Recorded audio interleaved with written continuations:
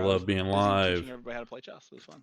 Welcome, I literally sat at welcome. the dining car, put out my chessboard, and then just had like a crowd gathered around me, and it was like the coolest thing ever. Hope you're all doing well this evening. I had a blast. I'm doing Prime K's Royale Did anybody tonight. watch gymnastics? Big deal thing happened. Once I Oh, remember her name, Chelsea. What's her name? Chelsea. see if I can move the chat box. No, not Manning. That's not right. That's not the right person. Chelsea. Hold on. I have to look her up now. I'm just gonna look up Chelsea gymnastics. But Chelsea Memel returned to Olympic level gymnastics for the first time in like 12 years or something. So she was like actually a judge and a coach, and she participated in gymnastics back in like 2008. Doesn't really block anybody, and it can have and then literally got notifications back and whatnot. to gymnastics, and then like actually placed in an event last night, which is really cool. Jeez, that's amazing.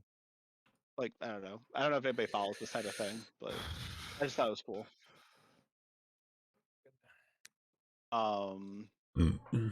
Hope everybody is having a great Saturday.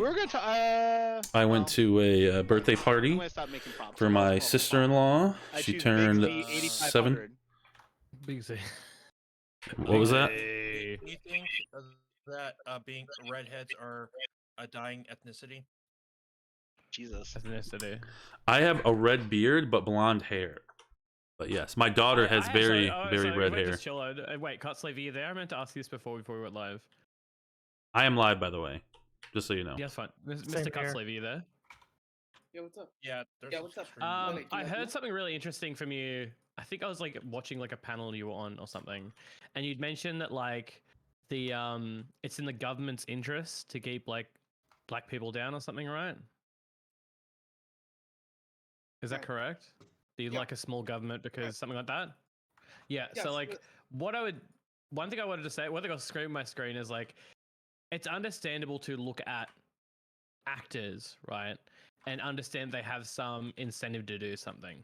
The government itself isn't an actor; it's like a loose body of people who all have their own interests, who are all competing with their own interests. So like, government doesn't have interests, right? You can't. It's really weird to assign interests to like a government like that, but like the actors within that government have interests. If you want to argue that those people have that interest, I would disagree, but that's probably going to be more salient than saying something like the government has this interest, because you're assigning intentions to something that isn't an actor. Does that make sense?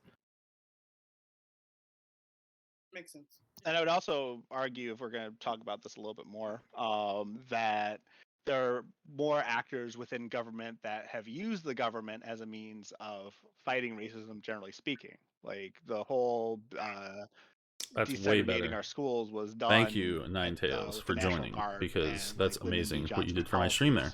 Not because folks in the South decided, oh, hey, let's desegregate the schools. So I think it's important to note that government can be used for all sorts of purposes.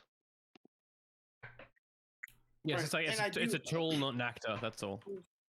That's what I was about to say. Like, I do fundamentally see your point, and it's weird for me to do this because I accuse other people of like moralizing tools, but I do agree that the government can be used for good and bad. And I guess it's more kind of on the lines of what you guys said.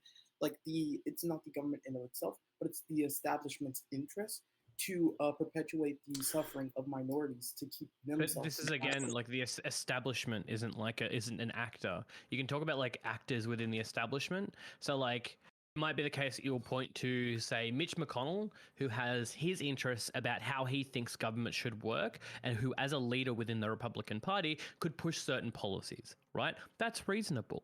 That being said, like the establishment talking about like how there's some like big massive group of like one assumes that there's like some collaboration between Democrats and Republicans, which there absolutely isn't. Looking good, looking good. good. Being said, it assumes that like this nebulous entity has agency. Yes, my mic is muted. Right? I know that. Like, thank you. You want to talk about agents and look at those agents, and not necessarily look at these like weird amorphous blobs. Because I'll be real with you, 90% of the time anyone says the words establishment, they're usually like they're usually uninformed about like the people within politics especially the leaders within politics, who are usually actually acting against what they would consider like an establishment. Like the amount of times I've heard people like talk about the democratic establishment, for example, right, and just make absolutely incorrect assertions about Nancy Pelosi is astounding.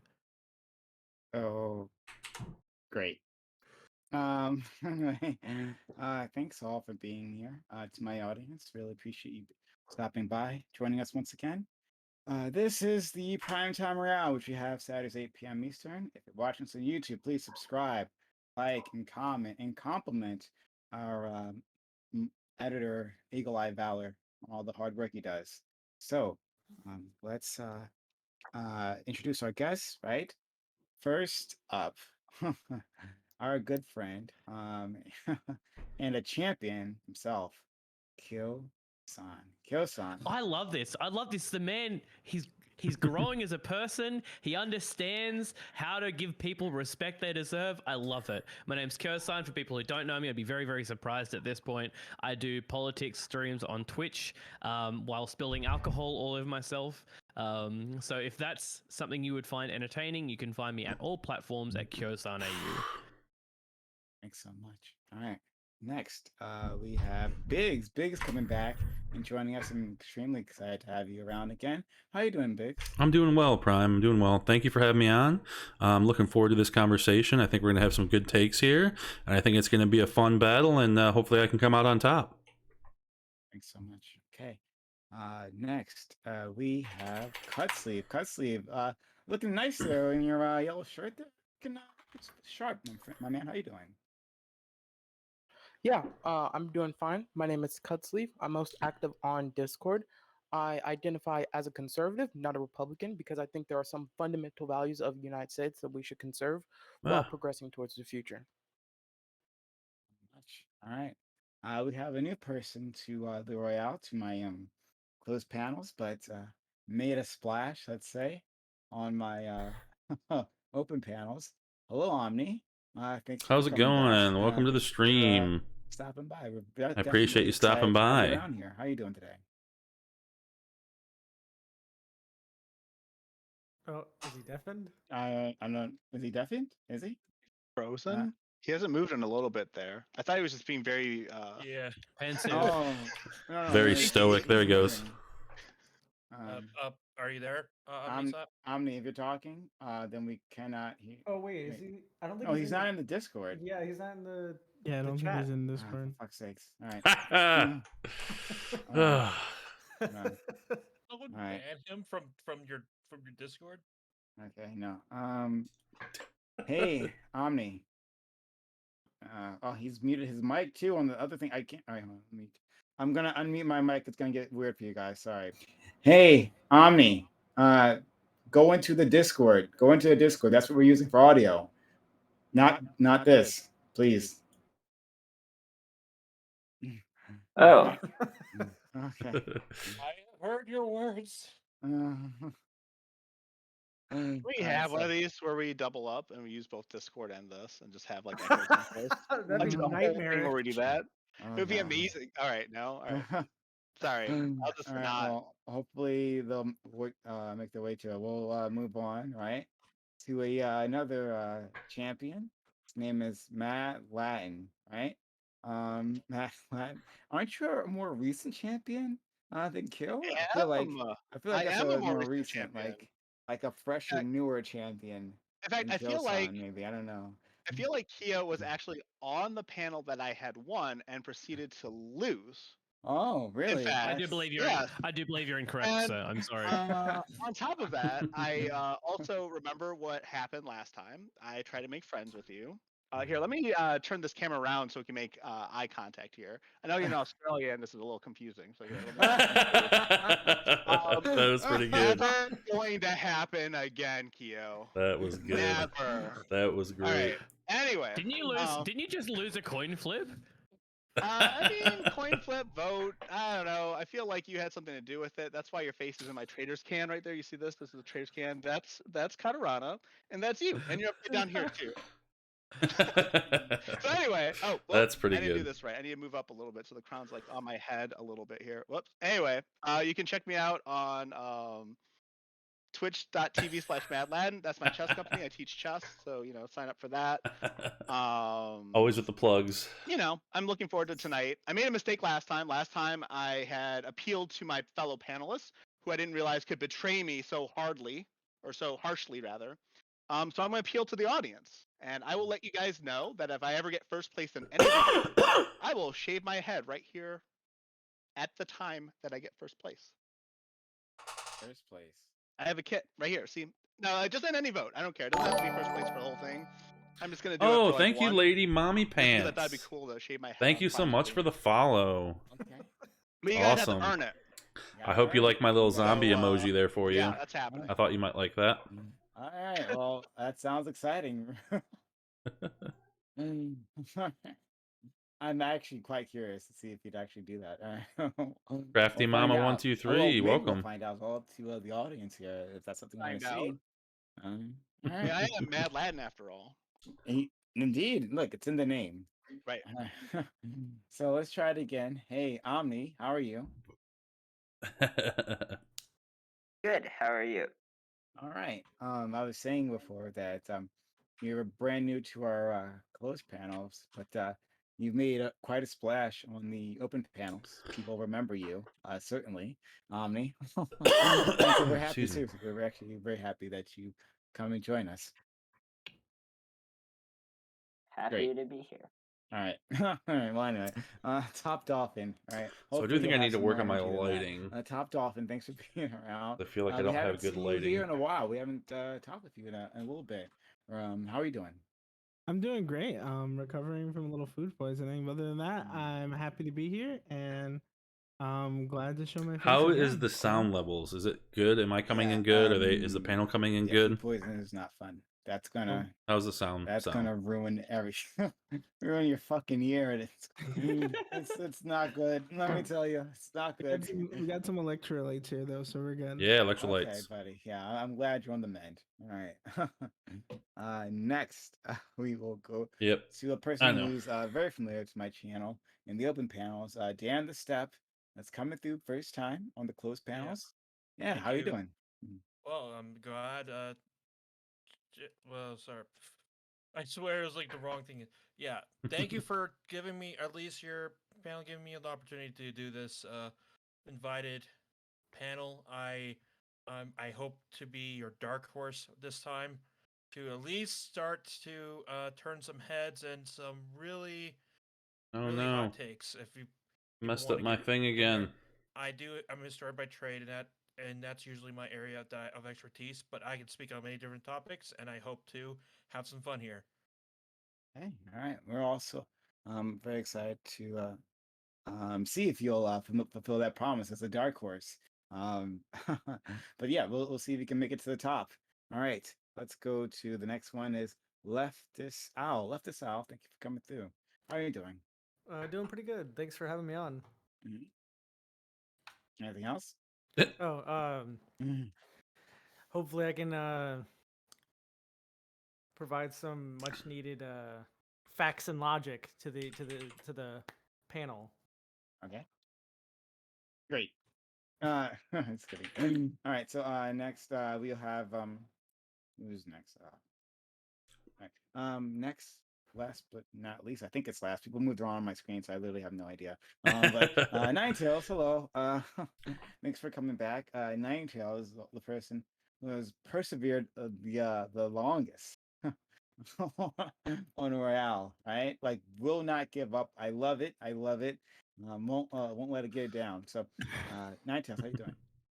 Hi, I'm Ninetales Dummy Fox. Obviously, I must be a little bit silly to come on here when Kio's on here because I'm never going to win.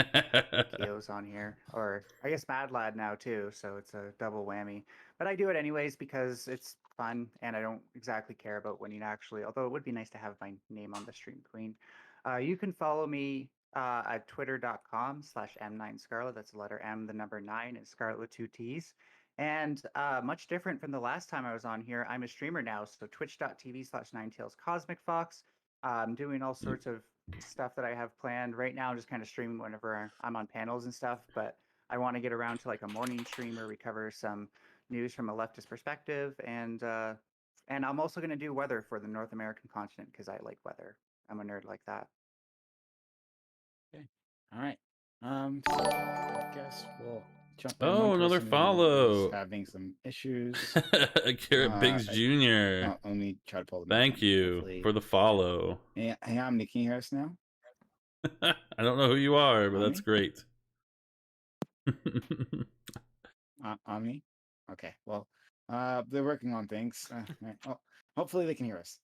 So just to explain the rules to the new individuals here, we are going to have several rounds where we'll introduce a topic each round, and your job is to speak on it, be interesting, be fun, be whatever it is you want to be, right? And at the end of that round, the audience will vote as to which one of you guys caught their attention, who they want to keep, not who they want to kick, right? Who they think is the best and should go on to the next round. And then after that, we'll have an elimination, in which the ones with the most votes get to vote off the ones with the least votes. Okay, so don't want to be a person with least votes. Pretty simple. If you have any questions, you'll figure it out as we go along. All right. So here we go. Oops, you would think I'd have the topic in front of me, but I don't. Here we go. Wait, sorry, just real fast. Wait, sorry, just real fast. Can people hear me? Yes. Yeah. Okay, cool. All right. Sounds good. Good. All right. So, topic 1.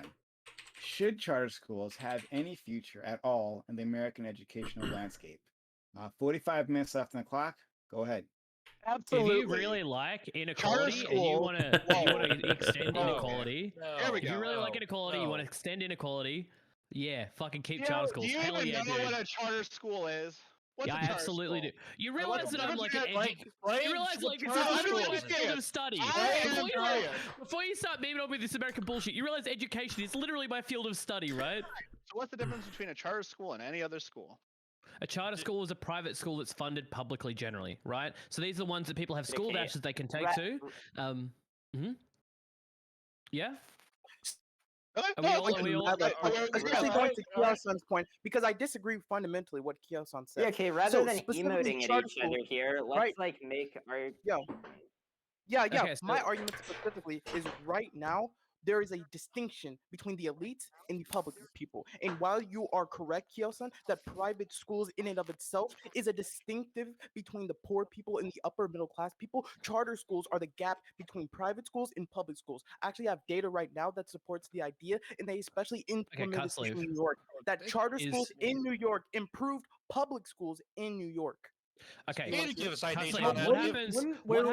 What happens to kids? Do you think that the only barrier to education is cost? No. Right? So there are other costs that involve student education outside of just covering the costs, right? You have students' ability to travel, you have parents' ability to take them, you have the freedom of the parents, you have I'm spacing out right now because I'm a little bit Kiyosan, why would you want to limit choice? You have charter schools. Please let me finish making my argument. Yeah, what happens when you have charter schools? When you have charter schools is you have a fuck ton of parents who pull their kids out of the bad schools, which are usually schools in like black neighborhoods, right? Because they've been severely historically underfunded, so they continue to be underfunded. They take their kids out and they put them in the other schools, right? Because they're parents that have the ability to travel, they have the ability to take their kids to these schools, take them long distances, or the kids to be those long distances. And then these other kids who are stuck in these schools for those reasons, right?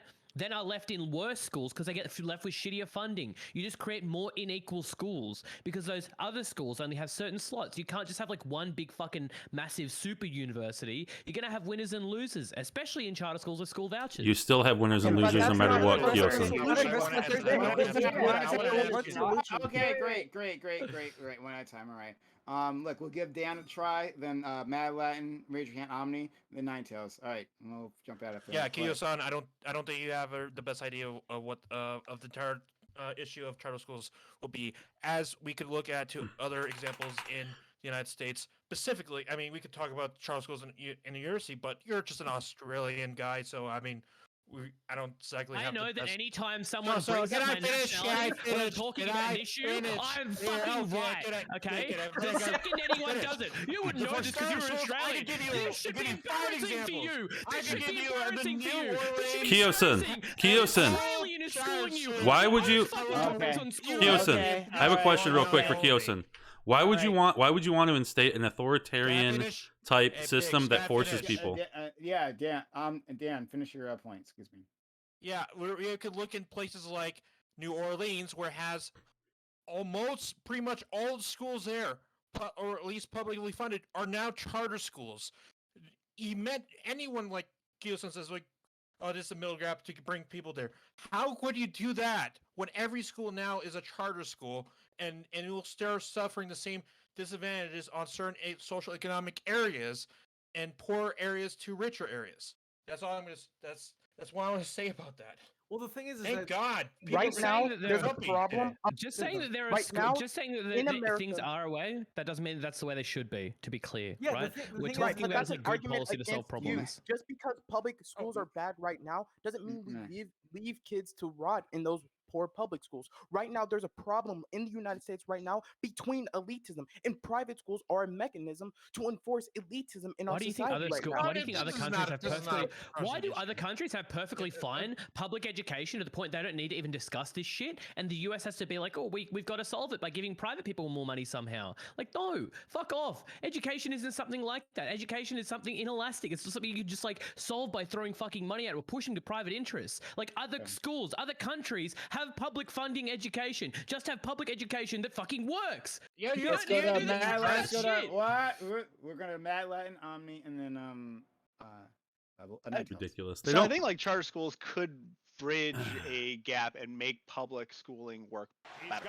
The thing is, you're saying that folks who are poor are going to be left to rot in these underfunded schools. But I don't watch the hockey game in the background. Funding is entirely attached to just population of school. If it was, there wouldn't be such a thing as an overcrowded school that is underfunded, right? So it's not directly population. It has something to do with like scores and some other stuff. But if people are leaving those schools that are overcrowded and underfunded, that means that you've got more funding for the folks who are left over, right? So I don't think it's entirely a situation where it's bad that folks who can leave a school that's struggling is entirely horrible. I mean, that's just my 2 cents. I feel like that point isn't... So this whole premise here is faulty, Kiyosan. And I want to ask you a question real quick. So what is the difference to the public school versus a person who goes to a private school versus a person who goes to a charter school in regards to the public school's funding? What do you mean? Like, is there any difference? Like how these things, right? So if a parent chooses, if a parent chooses to send their kid to a private school versus a parent that chooses to send their kid to a charter school, what is there any difference on the effect that would have on the public school that they live in? I mean, public schools are usually allotted funding both from like there's going to be like wide and broad, right? So like if I miss like some specific tax nuance, because I've had this legit discussion before on Prime's channel with someone who repeatedly brought up the fact that even though I'd covered the fact that I knew the middle thing, they kept bringing up the fact that when I oversimplify it, I sort of make clear, right, that there are other ways to fund it, but usually like public schools are funded a lot in part by like district funding. There is obviously like federal level funding and a couple of other things. And that's allocated how? Student allotment usually, right? Okay, right. So the net effect on a parent sending their child to a private school that they pay for, and the net effect on the same child going to a charter school on that public school is the same. So there's no difference between what the school is missing out on. All they're doing... Speaking order doesn't matter anymore. I'm just going to take my turn. I actually am... I'm okay with charter schools, but what we need to do is reform them properly. They need massive reforms. First of all, they're a huge tax money sink. They just get like a shell corporation or foundation to run them, and then all that taxpayer money just goes to shit. And it's really hard to track once you have one of these... what do they call it? It's not an authenticator thing, but yeah, I'm just gonna actuarial. Call it an no, like an actuary. Close. But yeah, we definitely need to do a better job keeping track of this and not let these things run under free market capitalism. Yeah, I think. Look, I mean, you can say like capitalism is bad. So I want to address Ninetales directly about what she just said. most charter schools have requirements that they're required to meet still. They still have to pass the state tests that they take, just like public schools. I think that there's this misconception that charter schools are this like completely unregulated, like laissez-faire, just like people stealing up money. No, they actually have to meet standards. And I think that that's kind of like a faulty argument that you're making, Ninetales. I mean, well, yeah, it's not. It's definitely not. Hey, let me speak. Let me respond. Let me respond. Let me respond. Let me respond. Let me respond. Let me respond. Yep, that was directed at Ninetales, so let her respond. Yeah, there's plenty of data on this. I'll find some of it in my histories tab. They're just like way more tax money goes into these schools. That obviously takes away from other schools, and you don't get the same return on investment from it. So I'm gonna look for that and send it to you. Well, I think you do get the same return on investment. I think the return on investment is really good because what happens when you implement charter schools into urban areas is that the public schools do get better. Opposite to what Kyo-san says, the public schools actually improve when you implement a large charter school into that area. Can you explain that? No, I can't because that doesn't even make sense. What I am going to say. Let me finish. Let me finish. Let him finish. So yeah, unfortunately, what you said makes sense on the surface. Like if students are getting smarter, it should be a good thing. But the problem is that if we invested a fraction of that money that we're losing to charter schools into public schooling, the amount of benefits would be exponential. That's going to be a different article that I have to find. That's not true. That's not true. Detroit already tried that. How do you know? That didn't work. Wait, can you please send through the data, please? If you got data claims, send through the data. With a crumbling economy and crumbling job system did it. Yeah, somehow because Detroit didn't make it work, no, it'll never work anywhere else. That's not a real argument. So there's a pretty distinct study show. Wait, I just want to just real quick. There's a distinct line that shows that throwing money at this specific problem doesn't actually have more positive outcomes. Money does not make as much difference as the left wants to make it sound. The per capita, per student funding does not affect it nearly as much. The majority of the reason why schools are failing right now is due to lack of parent participation more than anything else.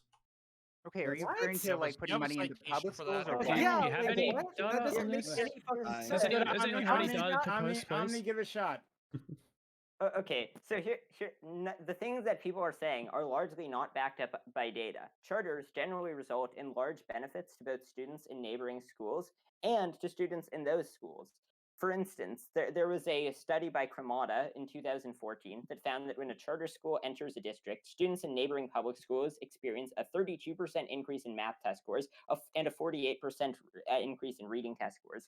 A study by Cortez in 2014 found that charters increase public school instructional spending by 5.9%.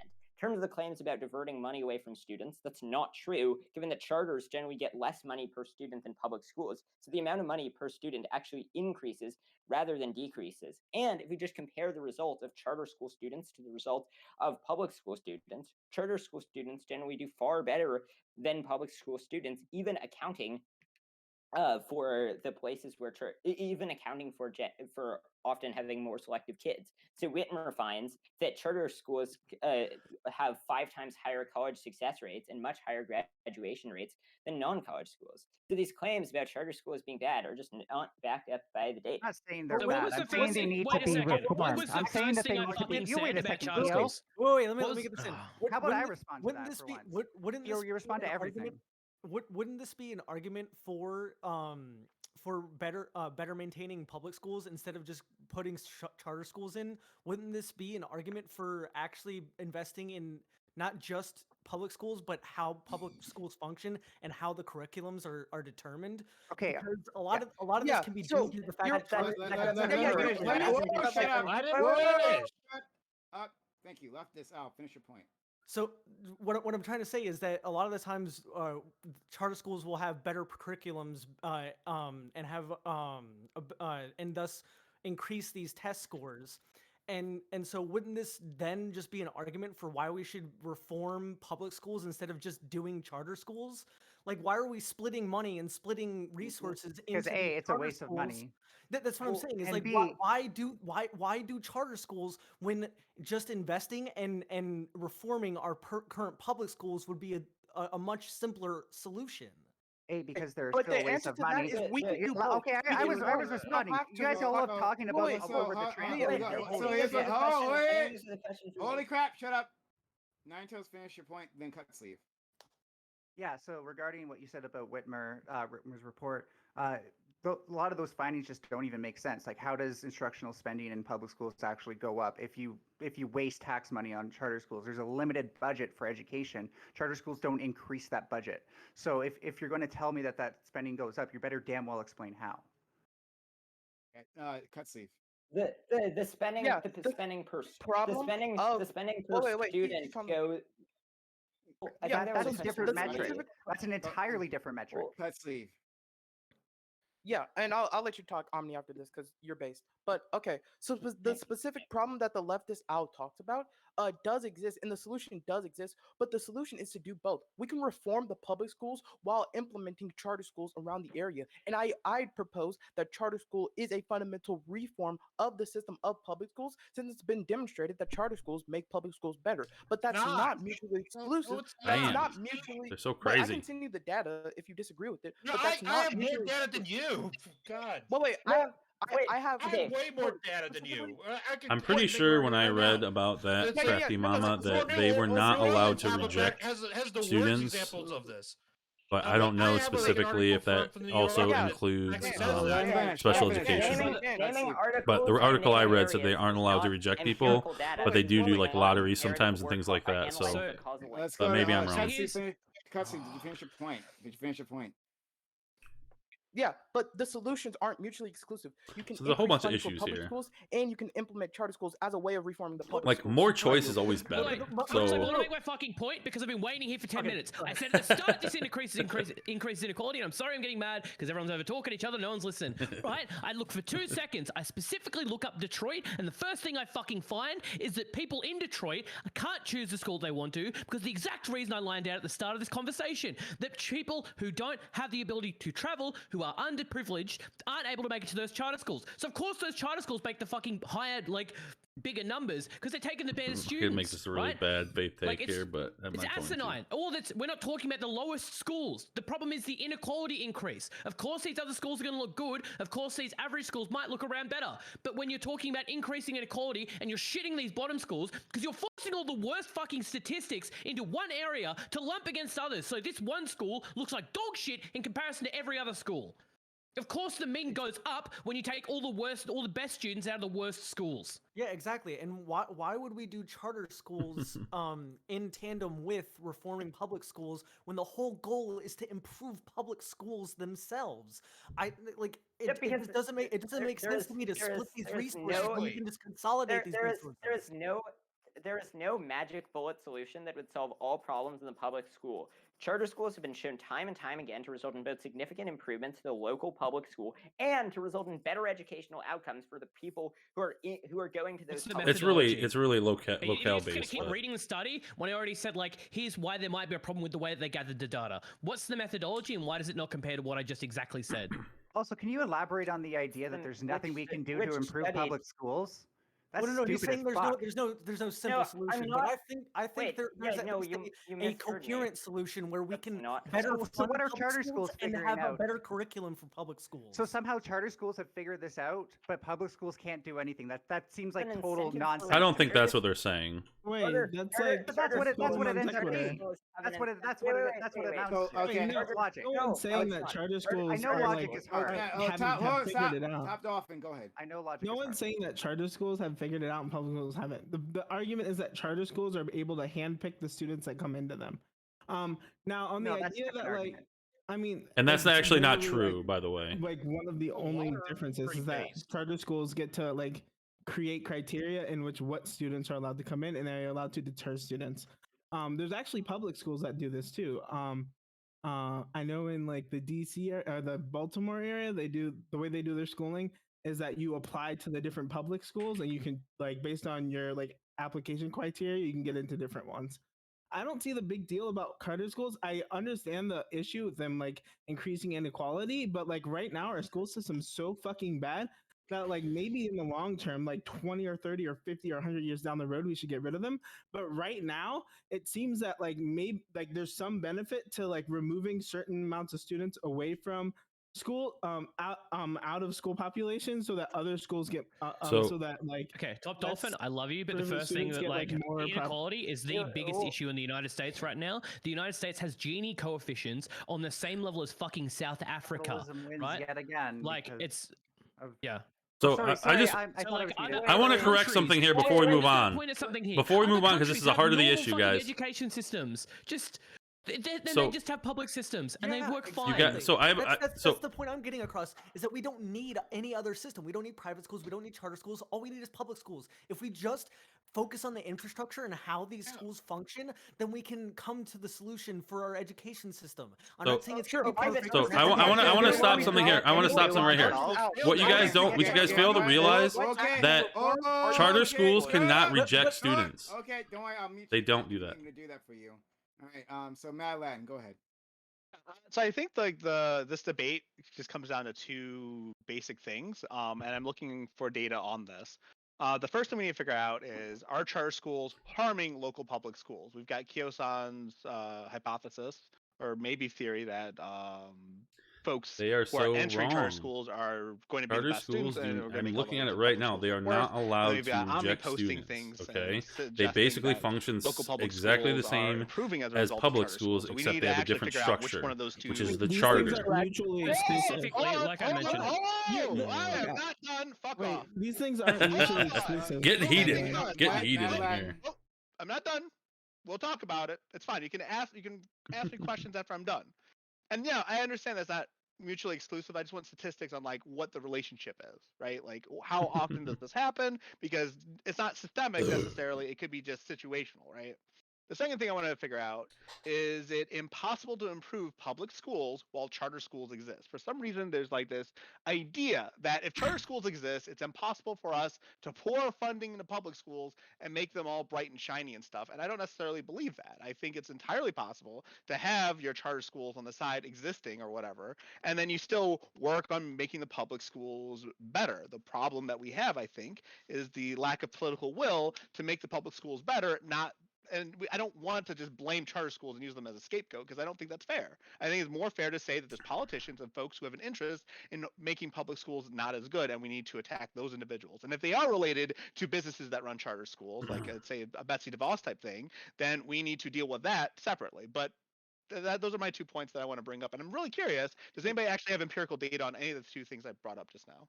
I also want to point out that there is a difference. Can I quickly point out? Yeah, I know. Go ahead. Can I quickly? No, go ahead. Before we get too lost in this without having the right nuance, there are different kinds of public charter schools. I am 100% for special use or special purpose charter schools for people with learning disabilities and stuff like that. I think that would be better. Now, can we take the models that they use that are successful and eventually apply them to public schools? Yes, please. I agree. I mean, that seems perfectly fine, and I think it is important to pay attention to like what kind of businesses are involved in schooling as well. As someone who has taught kids, and I visited like hundreds and hundreds of schools as an after-school vendor, provider, whatever. I've seen charter schools that are amazing, and I was very happy to teach chess there. And then I saw some schools that I hated visiting every week because, the school system was garbage. There's no discipline in the school as a result of the garbage system. And I think you can actually make a case for both arguments based on my personal experience. So I want empirical data so that we can actually figure out what the answer is instead of us There are just too many working variables. Really clear about the stuff that I've personally.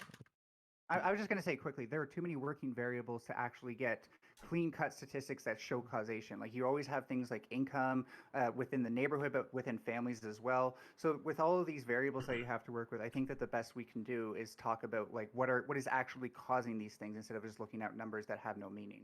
Yo. Sure, but like we didn't actually get any numbers. Hold on, we got to move on. Kel, and then on me.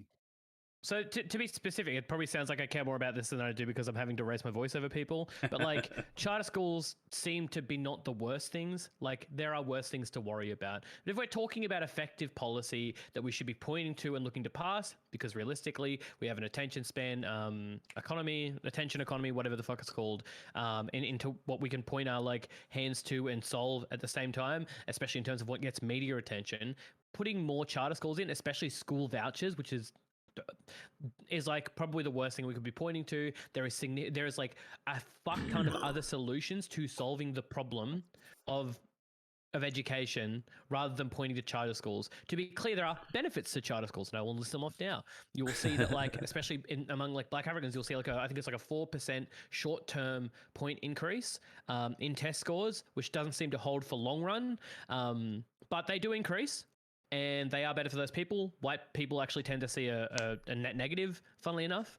But they are like small benefits versus small losses, right? Yeah. In my opinions, there's just better things to do, better things we could be pointing to our political capital to solve this issue, rather than talking about giving more private people money, especially when you're going to have lobbying efforts pushing to take money away from public schools towards charter schools, because realistically, you do have that student paces per thing. Yep, go on. I mean, can't we just attack that? Everyone Omni.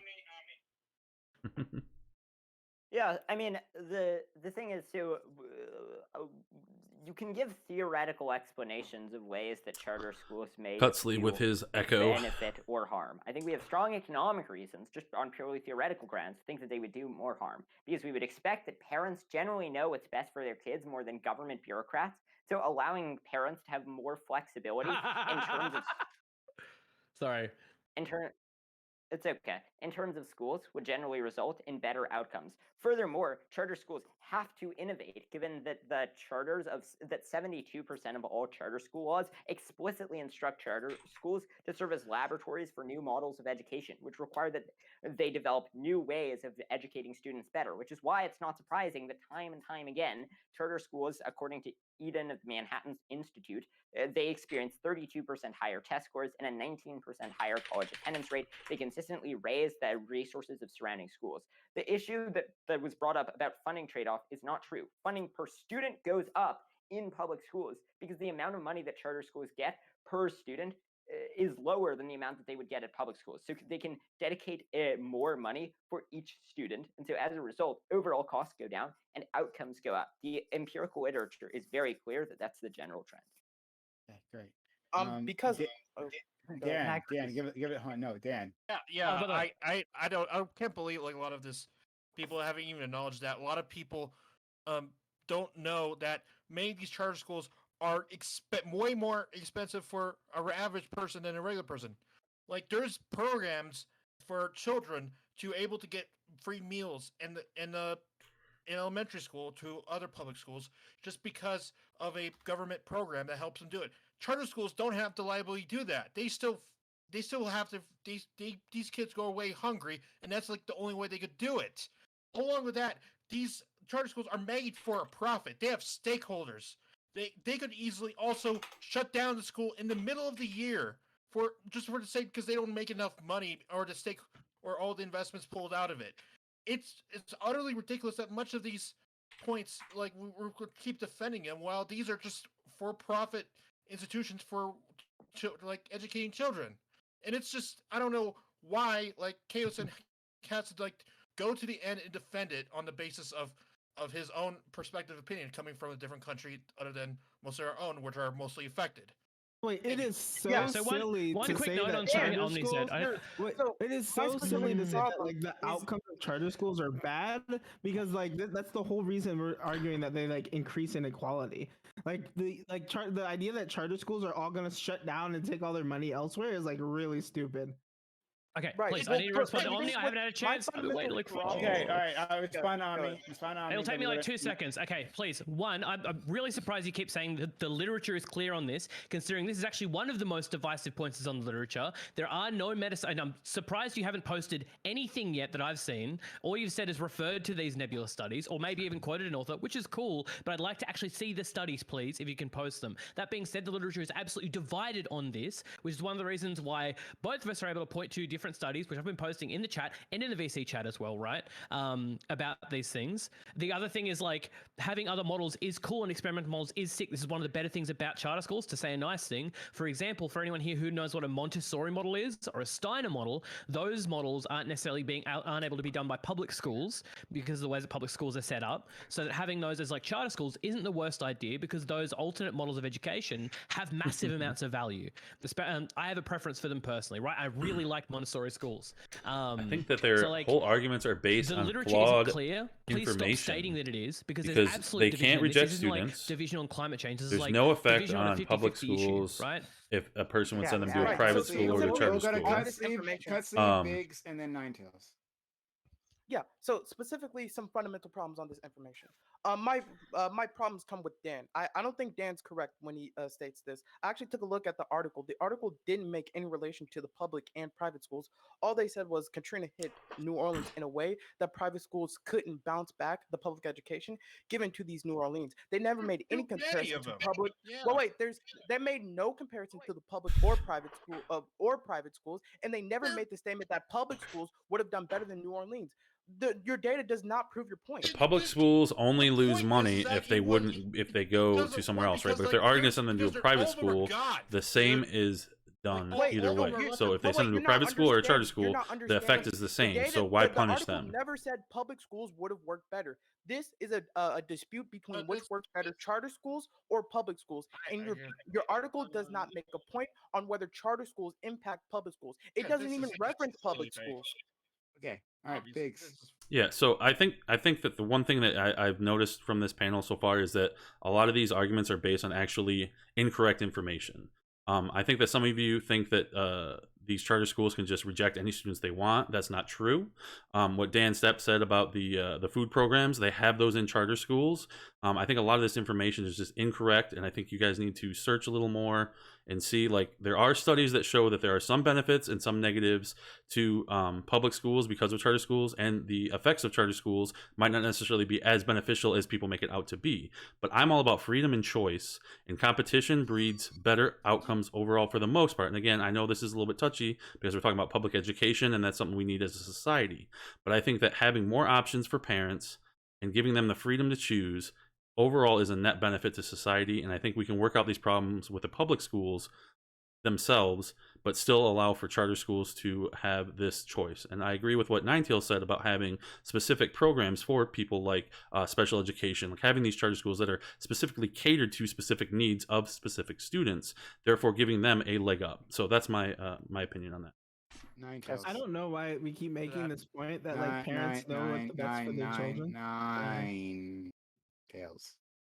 Yeah, so when we're saying that we have data that supports both sides of the arguments, and data that, and the data itself is literally impossible to look at and reverse engineer, I want to hear from people, not just that you found something that supported your bias, but what is the actual causal reason that A is better than B, or B doesn't have, even for Biggs, you say that like we can't charter schools can't pick and choose. Where, how do you know? Where does it say that? Look up the laws in the laws for state charter schools. Okay, but you know, like here in Canada, they are not allowed. That would be discrimination. So just say that's the law. We can agree that like it's important that we regulate these things. And this is the problem I have with what Omni said, is that when we like, if we've clearly seen, and it'll take me forever to find this, but when private audits were done by third-party companies of charter schools, they did a terrible job. When the government, and I'm gonna like rough the number here, but when the government did it, for every dollar that the private auditing companies found, the government found $165 of misuse. So that's a huge problem in this. Secondly, or lastly, is like, charter schools are only really good if you regulate them properly. And if your argument is something along the lines of, well, schools can just do whatever they want, and that's charter schools can just do whatever they want, and that makes them better, then you're opening up a lot of possibility for that to be misdone. And I strongly suspect that if that's the case, then you're just finding papers that support your argument, but while ignoring the downsides. Because as we've seen with anything that's laissez-faire, you don't get homogenous results. And I think that's the problem here, is people are expecting there to be homogenous results when there aren't. We'll go to Top Dolphin, Mad Latin, Omni. Kind of two things. The first thing, I don't know why we keep talking about how like, oh, we should, like, parents obviously know what's the best for their children, when like a third of parents still think spanking's okay, when it's like universally like accepted that like this is just bad for children and like can't be done in any effective way.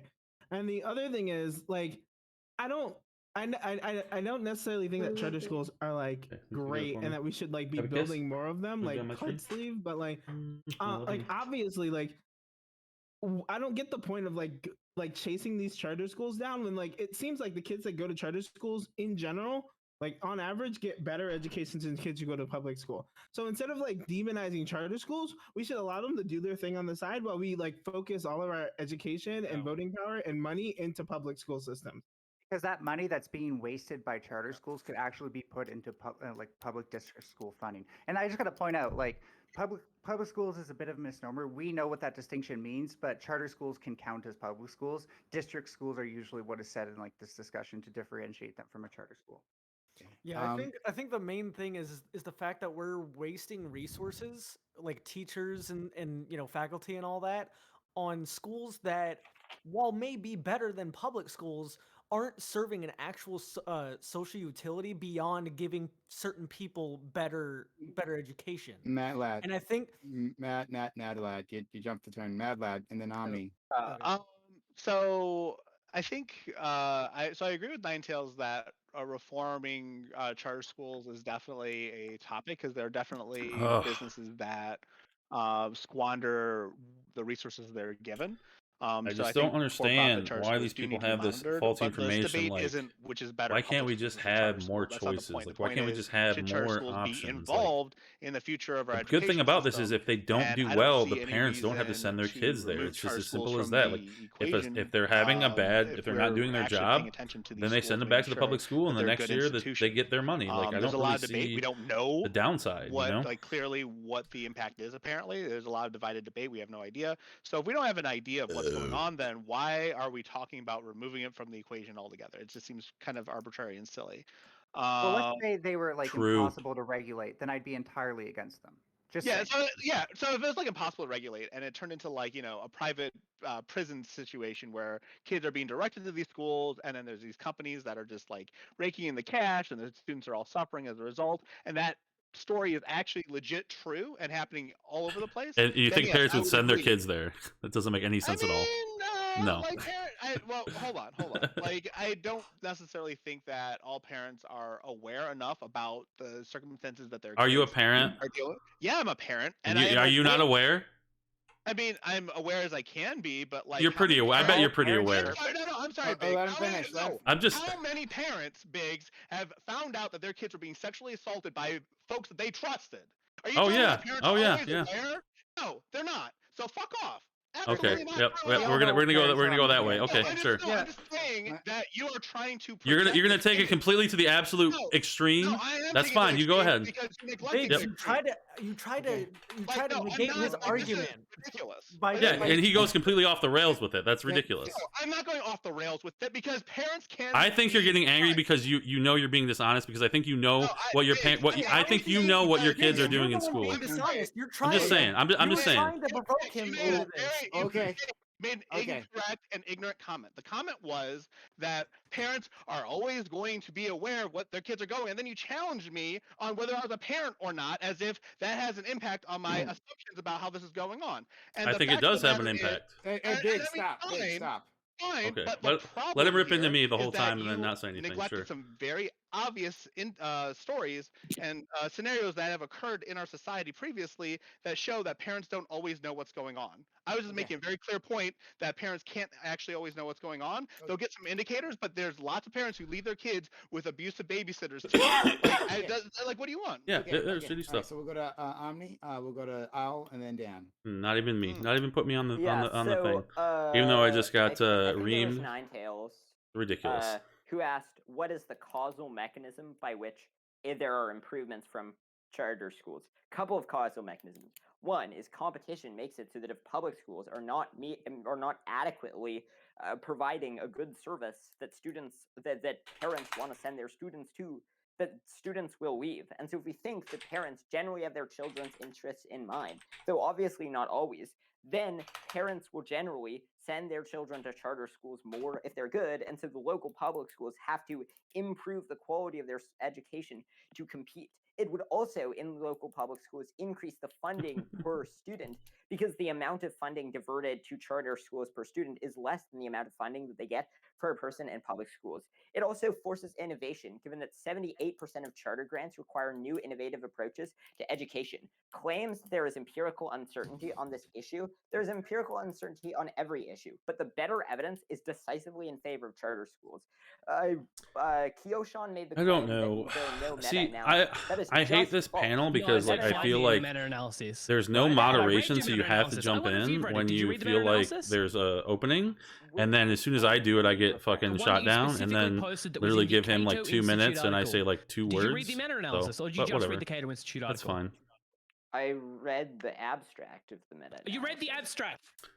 Clap, Yeah, clap. I We do thing appreciate more moderated panels where there's actually more Maybe you should look at the data, the methodology, structure and the and things like conclusion. that. Because But even in the conclusion, they mention I know there's an that's what this advantage, is. It's a but so royale. It's fucking supposed to be like infinitesimally small. We battling, take but 2 then seconds, when people get 2 shot seconds to down look at this. Stream 1 and Cam. for no Look reason, at the fucking it seems a little bit numbers. arbitrary Look to at me how tiny these sometimes. improvements are. How are these even classified as improvements? Yeah, We use the sci-hub based. Kyo is actually pretty cool. I don't know what I know what you're talking about. Yeah, we don't watching steal it. papers around here. So I had to go through paywalls Oh, to get well. that as well. Oh my god, Omni. dude. Yeah, so I don't generally trust my ability to sort. Oh, through what's data. up, I generally Peabody? defer to what the experts say about their Yeah, data I that don't they've expect collected. much else, Quote, but this system I just feel like advocates it's kind of meta-analysis test these theory by a bit ridiculous, you know. the empirical literature on the But whatever. It happens. Thank you guys all for stopping in. I appreciate it. Specifically written in papers for it's people been to read it's been with awesome language that's suited so far. to it. Because they even say it's very small in the discussion. Yeah, that's what I'm kind of trying to do, but then fucking They say that there I is get just a blocked down. Like, small positive effect on competition. why? I'm trying to make it more interesting, but And I'm literally calling people out on like better actual evidence. wrong Better information. evidence. Like these people How have can you information say that is that the better false. evidence Like they points don't to it when you understand just the whole admitted basis that of you the can't argument. make a distinction between the evidence because you don't know how. So if you would let me finish the sentence that I was saying. So this is a meta-analysis that looks at all of the data and finds that on average, the studies find that there are small positive effects of competition on students. What do you mean what I stream on? I'm using Streamlabs right now.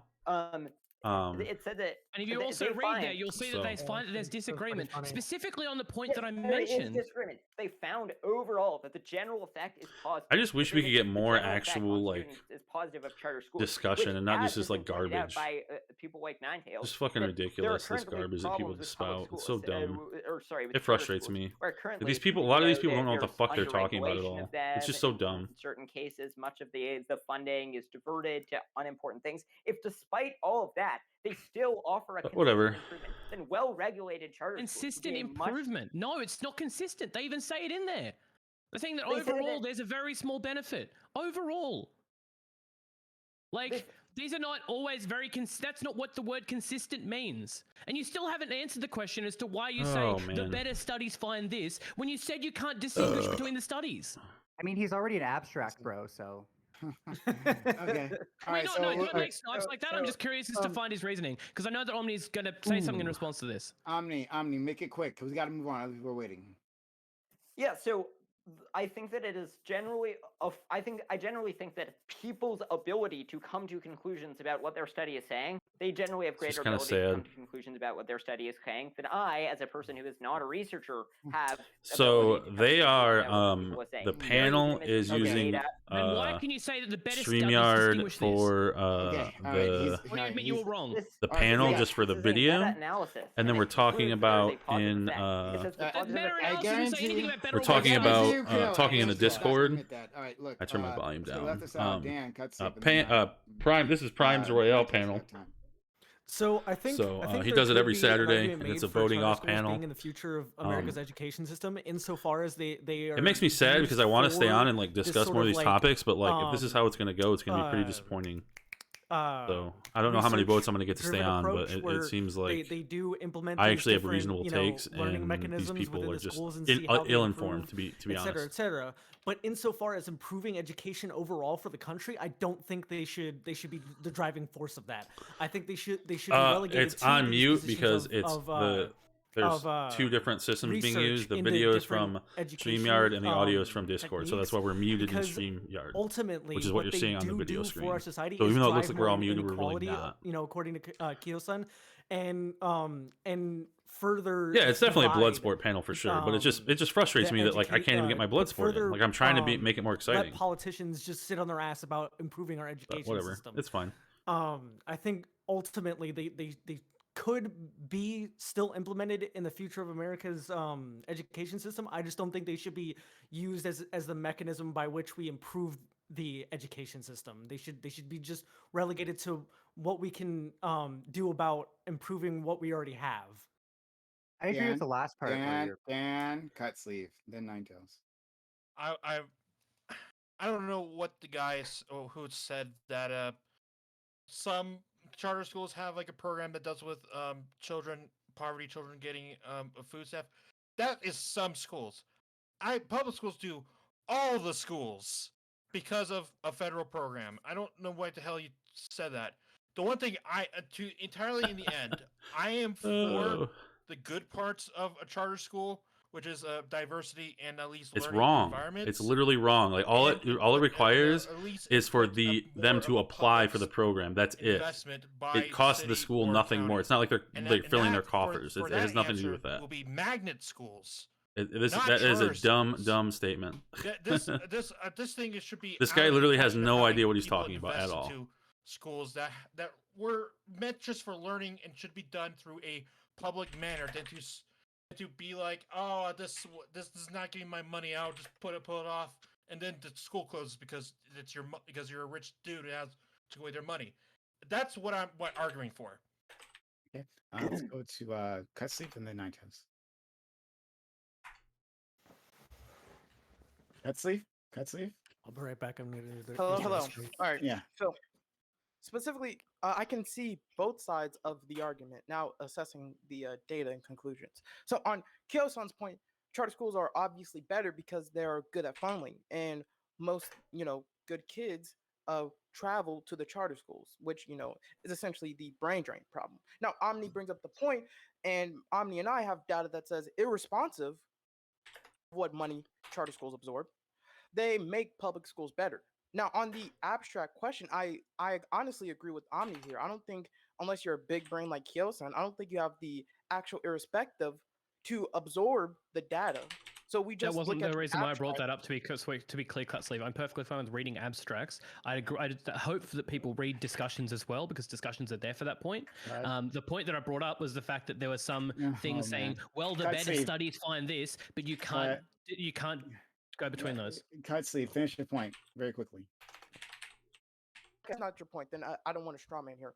But the problem right now in America is a distribution problem. We have the fourth money poor people of any country in the world, and our education doesn't show. Now, to Mad Lad's point, I don't think the point of implementing charter schools and public schools are mutually exclusive. We have a distribution problem where we funnel money into the bad schools, expecting it to get good because we just put a lot of money in it. But that's sorry, not I'm typing what in the chat data shows. So I think Prime's panel because I think our time's about up, and I want to try to see if I can gain some benefit on to be able to stay on the panel and be a little spicy. We also implement the reforms that Omni, what's his name? The leftist Al says. Where he talks about these reforms. I think we should implement the reforms and implement the charter schools. Okay, all right, that's the round. All right, thank you all. Yep. Okay, so what's going to happen next is that we are going to do a voting round, right? So audience members will be able to vote. Yeah, we're going to vote. I have waited until now, where more people came into the chat to announce a slight rule change. Adding something for one, only for one time during the competition, right? If there is someone who gets voted off that I think is just great for whatever reason, and that should stay, I will save them. I will save one person if I think they're great. My guess, I'm making a prediction here, he's going to save a lefty. But still, someone needs to get eliminated. So in that case, right, let's say there are two people up, one person gets eliminated, and I save that one person, and the other person gets tossed. Right? So be prepared for that. And I may not use a power, right? So it's only if I think that's honestly the wrong choice is made and tossing them out. And then I'll do that. Don't ask me to save you because I'm not going to, right? And don't complain at me if I toss you because it is what it is, right? So understand that? Everyone prepared for that? Oh, I love the Twitch chat. It's so fun. Yep, good. Yeah. Awesome. All right. do it. So yes, it's a prime veto, exactly that, and it's rigged, exactly. Okay. So I'll link it in a Get second. first place.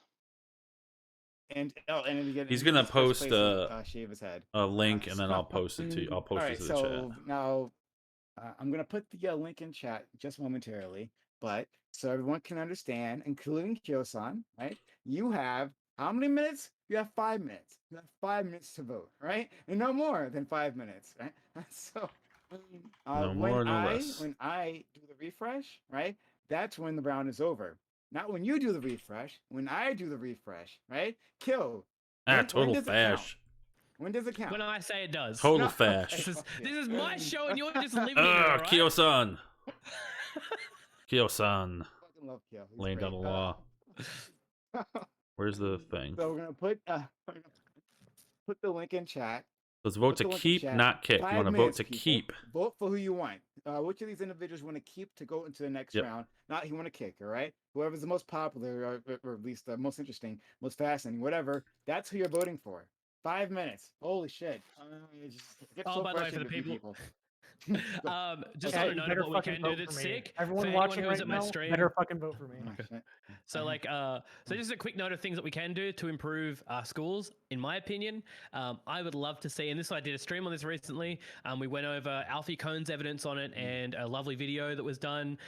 Let's abolish grades. Let's go. Let's abolish texting. Let's abolish grades. Right, let's have schools be places where people actually learn, not try to learn something small. Okay. Learning is important. Teaching how to learn is important. Okay, agreed. Sure. But it's 5 minutes stuff you guys could talk about, whatever. And if you're just finding this channel, hit that follow button right now. We do this content all the time. Hit that follow button right this second. All right, jump. We've got 4 minutes left, so if you guys want to say anything. I'm just honored to be in the light of somebody who actually believes that competition helps things. It doesn't help things in biology, doesn't help things in nature. I mean, doesn't help things in economics. It makes them more strained. And suddenly this is gonna work. Like, fucking hilarious. I don't understand the argument for having competition in an education system when in reality we should just be standardizing it and also finding new ways to innovate in it. Extigent of competition. Blowing out everybody. I think competition is like the end all for like making things better. Like sometimes you have to, find other ways of improving things. But like a competition the idea that competition, like you're competing with something else, improves your performance on some level. Like it does. Like on some fundamental level, as a human being, when I know that I am I mean, a little bit, yeah. Like you see it when you compete. Like if I'm playing a chess game and I'm doing it just for fun versus doing it because I want to win, I act differently. And I think every human being has this fundamentally on some level, right? Is that chess players are more stress? Yeah, there's stress attached to it, and I'm not saying that the stress is always good, and I'm not saying competition is always good. What I'm saying is that you don't need to. You just made something very clear. This is the way. This is the way. So is that like the chess players win chess games? Great. But it's arguable. Thanks, Blizz. I appreciate it. Goes down overall. You're awesome. I don't think I'll get voted off this first time just because I felt like I at least contributed more than like. But then over time, you probably like Leftist Owl and Dolphin and Dan. I think that they didn't really contribute too much, but who knows? It depends on what they what people like. What is your basis for any of these beliefs? But we'll see. Why do you think that? Yeah. I'm excited for the next one. So the should be a good thing next. How's the sound? How's are the levels good? Blizzard, do they sound pretty good to you?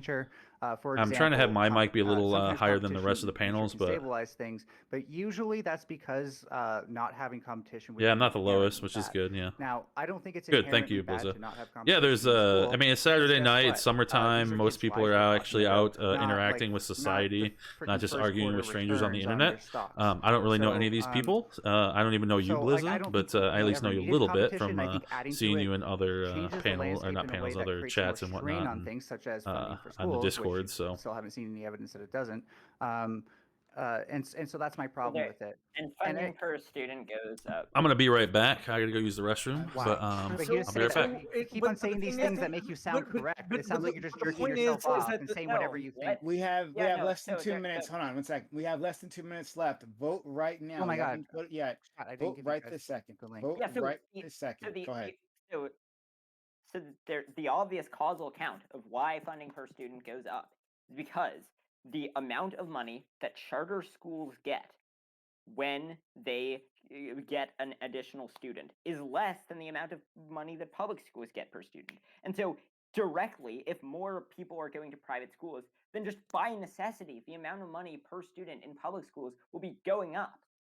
Yeah, I don't think that this is a homogenous thing. Like, you say it like it is, but I highly, highly doubt that this is true in every state for every school. So that's a big problem for me, for starters. The second is the second is we have to start, like, the answer is to manage our money better, not create a whole new supplementary system in place of this. So if you manage funding better within public schools, that would be better. But if somehow, like, we've already accepted there's a model where you can take in less money, waste a good portion of it, and still do better for students. All you have to do is start applying that model to public schools. We don't need charter schools to do that. Okay, so we'll make a quick note about how like charter schools mostly save money by union busting. 30 seconds left in the voting. Go ahead. Okay, so how does public, or how do we like get rid of all the problems in public schools and make them magically do all the desirable innovations that are the same way that charter schools?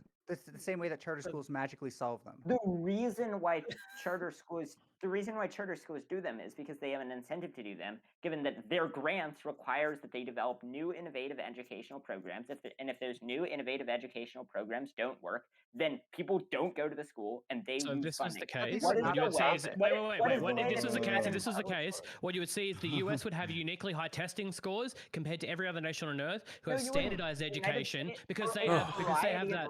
A man about town. Yeah, you get around, Blizza. Blizza gets around the house. We are done with the voting. Okay. I have refreshed. Don't care what it says from your screen. Kill. My screen says I won, so that's okay. My screen says the same thing. All right, fair enough.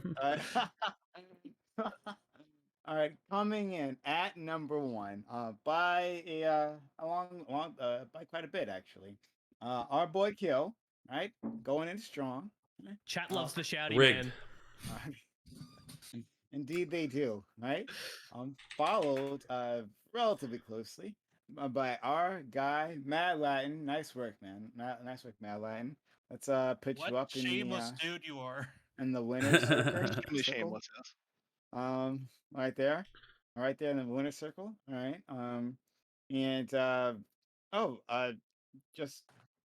Okay. Omni and Ninetales tied there. Okay, that's cool. At the bottom though, the people that we shame. Just kidding. Is Top Dolphin, right? Left. Okay. God damn it, these ties. I wish people would vote more. All right, so Left This Out, Cut Sleeve, and Biggs. All right, so what? All right. Wow, that's sad. How am I gonna break this tie? It makes it very difficult for me. All right. How about this? Well, I'm gonna refresh and see what happens. Maybe it broke. Maybe it broke. Maybe that tie broke. It would make my life so much. No, it didn't. Okay. All right. Okay, so we have three people at the bottom: F to Sal, Cut Sleeve, and Biggs. Maybe Eeny, Meeny, Miny, Mo. Like I just I forgot a way to do these things. Okay, we're doing it. Eeny, Meeny, Miny, Wow. Mo. Catch a tiger by his tail. I don't even know what's happening. I'm pretty sure I'm gonna get voted off now. Eeny, meeny, miny, mo. All right, Biggs, you're saved. Oh, I'm saved! Woohoo! Cut sleeve and left this out. Thank you. I have no idea what to do with these ties. They're really annoying. I don't know what to do. It's but over here. There we go. Rock, paper, scissors. We've tried. Okay, all right. So here's what happens next. Top Dolphin left this out and cut sleeve will beg Kyosan and Mad Latin for the privilege of staying, right? Because Kyosan and Mad Latin will be voting people off. So you get 30 seconds on the clock to make your case. Left this out. Why should you stay? Mad Lad. Woohoo! I made it. We are besties. I survived. We met through Katarana. We had a healthy debate, and I hope that I have proven to you that my my rhetoric and my facts and logic are up to par, and you keep me on. We can pal around more. We can get more spicy takes going. Awesome. Get a little rapport going. You know. I like Leftus Al. He was in my debate panel for a little bit last night. I will take that into consideration. Let me just write this down. That'd be best friends forever. Hell yeah. Friends forever. Okay. And you mean that? Yeah, definitely. Okay. All right. So there's like almost a blood contract, right? So left this out though, right? There are two people who are voting. Either one of them could vote you out. It's interesting that you've just completely forgotten. I'm an afterthought, I see. Yeah, I see. I'm sorry, Kyo-san. I don't know you very well. I apologize for the heresy. Heresy. I'm pretty happy. This is bold discrimination. Prime redeemed himself. You're not making even though he cut me off the last thing, which I think is fine. He's a moderator. I should respect that. But he saved me, so I'm pretty happy with that. Why should you stay? I have specific arguments for both specific people. For Kyo-san, it's very simple. I posted "Go vote Kyo-san" in chat because, like, I honestly think you did the best, and I clicked on your name. So, like, I voted for you. Specifically to the Mad Lad, I know you're a big chess fan. I'm also a big chess fan. I have a lot of games. I suck though, but I can promise you a chess match afterwards. Since you know, like, both specific things to both specific people, and specifically to the overall broad narrative of what Prime Royale is. You don't want to vote out all the righties because then you have no villain. See, take Death Note for example. Death Note's only good because Light Yagami is the protagonist with an equally good antagonist, such as L. With no antagonist, you have no Death Note. Ooh. Now, question: you're interested in chess, would you take free chess lesson? Like, if I was offering a free chess lesson, hypothetically, with a company that I founded, you would take the class. Look at my computer. I'm already on your site, bro. I'm already on your site. Following through. That is a good thing. All right, here, let me just write that down. Following through. I want to do this right. All right, cool. All right, so I wonder if that trumps a best friend forever, like a customer. Interesting. We'll find out. Safe cut here. The more I hear Prime actual views, the less I like him. Yeah. I think Prime's is pretty smart. He usually, for me. For the most part, stays pretty charter schools are kind of out of the debates since he runs them. Like such a but he's a pretty cool guy. Obviously, he's a lefty and he has lefty bias, but that's fine. I respect that. He's consistent for the most part. At least from what I've seen, I've never really seen him making too many hard contradictions or anything. Puzzles, so but I can't get out of 600 elo and bullet. So or maybe I don't know. I don't really know quite enough about him if he's a radical or not. But he's a cool guy, at least from what I've known of him. He does make me a little upset with his bias sometimes, like know your shit when you talk about it. cutting me off in that previous segment. But I'm fine with it. He saved me, so I've set that to all right, great, back to neutral. So next. Kyo-san and Madeline will DM me the results. Which one of these individuals are you tossing? Chat, I need help. What's the name of the song from Death Note that goes do do do do do do do do do do do do? I need it. I need it to put in the background. It's L's theme song. L's theme song. Is it L's? Is L's theme song? L's theme song. Yep, it's L's theme song. Okay. Hey, wait. All right. It is there. Hell yeah, I'm gonna put that on while I make my decision. Give me a second. So, Madeline, I want to be clear. Is the person you sent me, is that the person you're throwing out, which is what I've asked for, or is it the one you're keeping? Throwing out. Okay, gotcha. All right. Next, our good friend Got a Joe. message. And I hope Kyo picks someone completely different from me, so it's completely anonymous who I voted to remove. Yeah. I'll let him know. I can. Oh boy. Please don't make me have to demonstrate. I hope so. I hope it was a makeup call. Well, I appreciate it. I appreciate it, Prime. I don't think you'll ever watch my stream, but I appreciate it. Because you're pretty awesome just for having me streams. Mad Lad, I feel betrayed. I'm sorry that burping on camera is gross.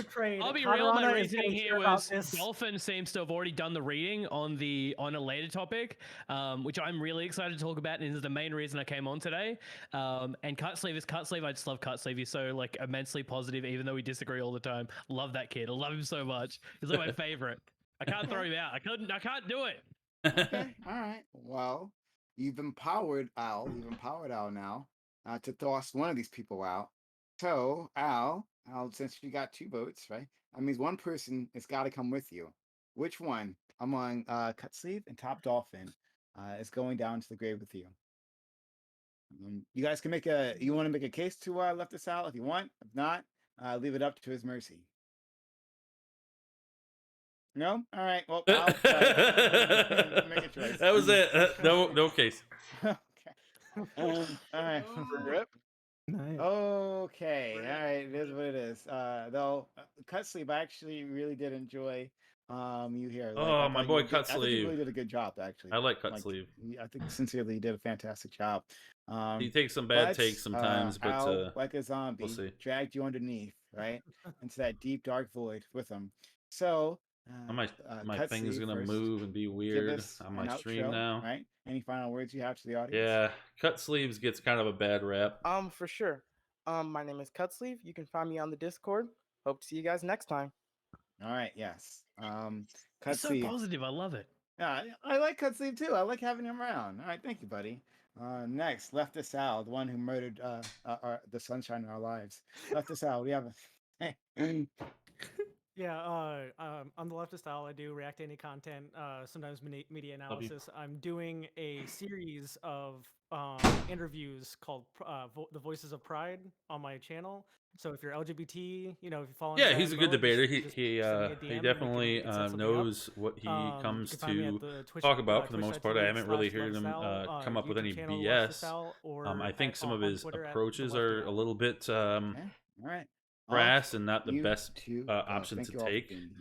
I like to attack people's arguments from more of a understandable majority. No, you meant to. That was on purpose. Like I don't know. I think that the whole problem with this last argument was that most people were on faulty information. It hurt me. So right. All right. Wait, I just want to say, Contra Karma Jewelry, we can't trade Cutsleeves for Omni. Oh, you mean you want me to... What'd you say? Oh, Karma Jewelry. Okay. Karma Jewelry and set. Oh, he's referring to the chat now. No, I mean, I think that's funny. I like Omni as well. No, sorry. I actually like. I thought we did. Yeah, this is a nice harmonious group. More or less. Harmonious. Harmonious. I'm not sure that's the word I've used, but fine. Okay. Like, we're all good. We're all homies. The one I was talking to last night. I don't think so. Well, Top Dolphin has escaped execution this time. We'll find out. Yeah, somehow I slipped out. Okay. Next topic. I never have them in front of me when I say that though. Which one would be the better one? Okay. All right. We'll just do this one. When cities invest massively in a sports franchise, such as building stadiums for a team, should they be able to recoup those losses not just through taxes, but by partially owning the franchise? 35 minutes left on the clock. So when sports fans get excited that their city wins, I think that's like really vacuous. In fact, I'm pretty sure people are just conflating locality with any actual greatness of the city. In fact, players get traded all the time, so that's definitely not that. I think the best way to make your city proud that you won is to say, look, not only do we fund this team, but fund the stadium, but the team is great because of us, because our city makes it great. So if you're a sports fan, I think you should want this, because then your city will actually win when your team wins. Yeah, I completely agree. Can I do it? Then who goes to you? Go ahead, Omni and then Dan. Sure. All right. Yeah, I mean, the question is, why would we think that the city having control over a sports team would result in things going better? I think we have no reason to think that. I think that generally private companies that are sports teams are generally better at running it. There was a article by Edwards in 2016 that was just examining privatization, and it cited a bunch of studies. So, for instance, it cited a 1994 study in the Journal of Finance, looked at 61 privatization. There were more studies. Sorry, I thought I was muted. That was for my audience. Okay. It's okay.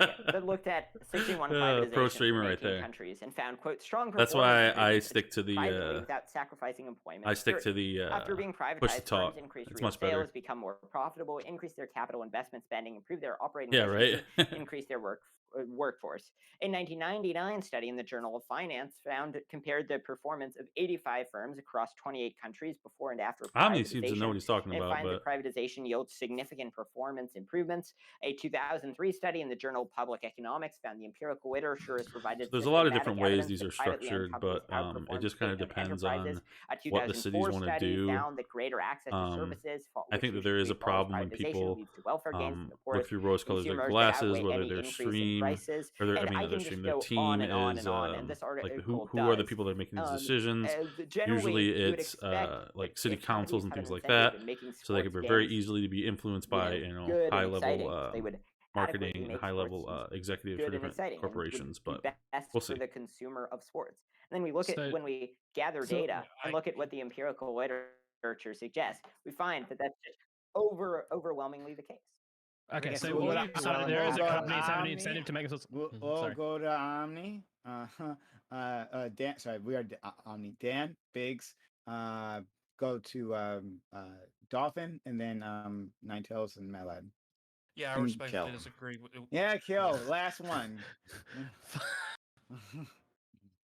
Okay, I would respectfully disagree with Omni on his points that he wants to put forth privatizations or having cities not having it, putting investment into a sports stadium, but not exactly reaping the rewards or at least the cost of profits from it. And we have seen a lot of examples of it done correctly through the United States and outside of the United States. Manchester United is probably one of the best cases for soccer, and its city is very much proud of it and almost probably fanatical to the point where they riot if something happens. To I love Premier League. Premier League's pretty good, and so does Bundesliga.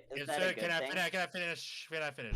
And we could look at this guy. He's the Green Bay Packers, who have gotten so much out of their team to a point where they're able to fund many of their facilities, from education to other maintenance through road properties and other programs that they put forth through their government. Because they're publicly funded. It's even as you could point through many studies, it doesn't really take the account of the happiness and other index of money that's put forth to that. As you mentioned, specifically with privatization, someone gets money, like a private person who doesn't have to give a care about what the public does, gets a profit out of it. But I kind of went through this when I lived in Arizona.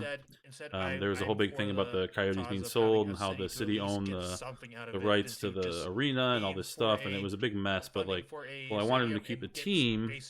I still understand the fact that the city should have a piece of skin in the game. I don't think that cities should fund sports leagues in the first place. I mean, it's generally funding billionaires. The reason why they do right now is a city might benefit by making it so that the sports team moves into the city, but overall, the cities in general are harmed because it's a classic tragedy of the commons, where an individual city is better attracting the sports capital investment, but it's not better overall.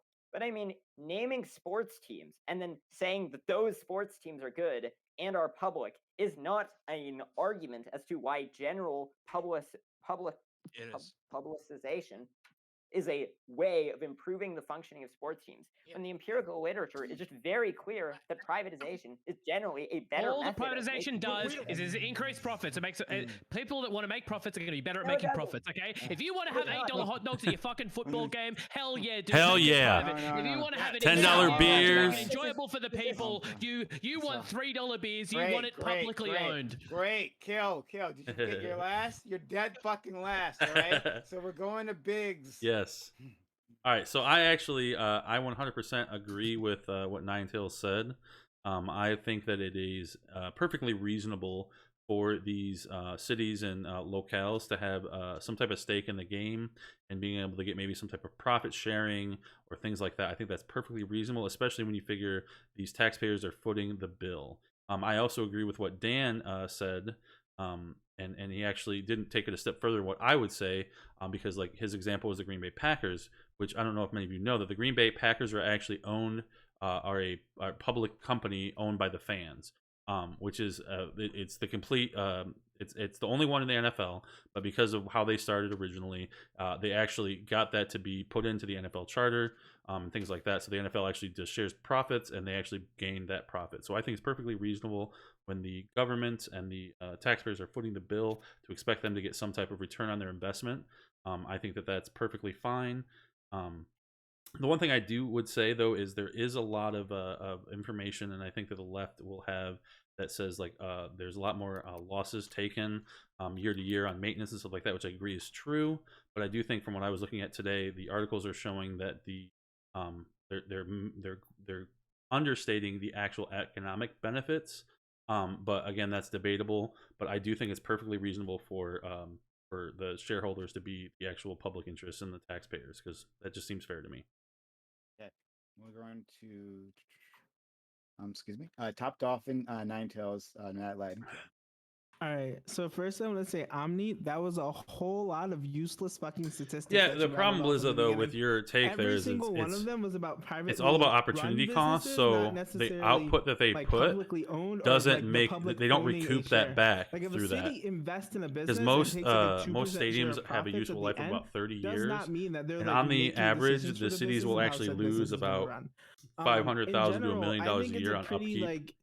Easy question, things like that. So I think when it comes to like the it's good to be able to have the cities at least recoup what they're losing. Like if cities put money into like sports teams, should they be able to take like a 1 or 2 or 5, whatever would be industry standard % share of ownership in said team to like recoup take. Benefits? Of course. Like, yep, I like that take. I'm not sure like how you do this or how like this would be structured, but this is something that's like obvious. If you're putting investment into something, especially as a city, you should get like adequate investment out of it.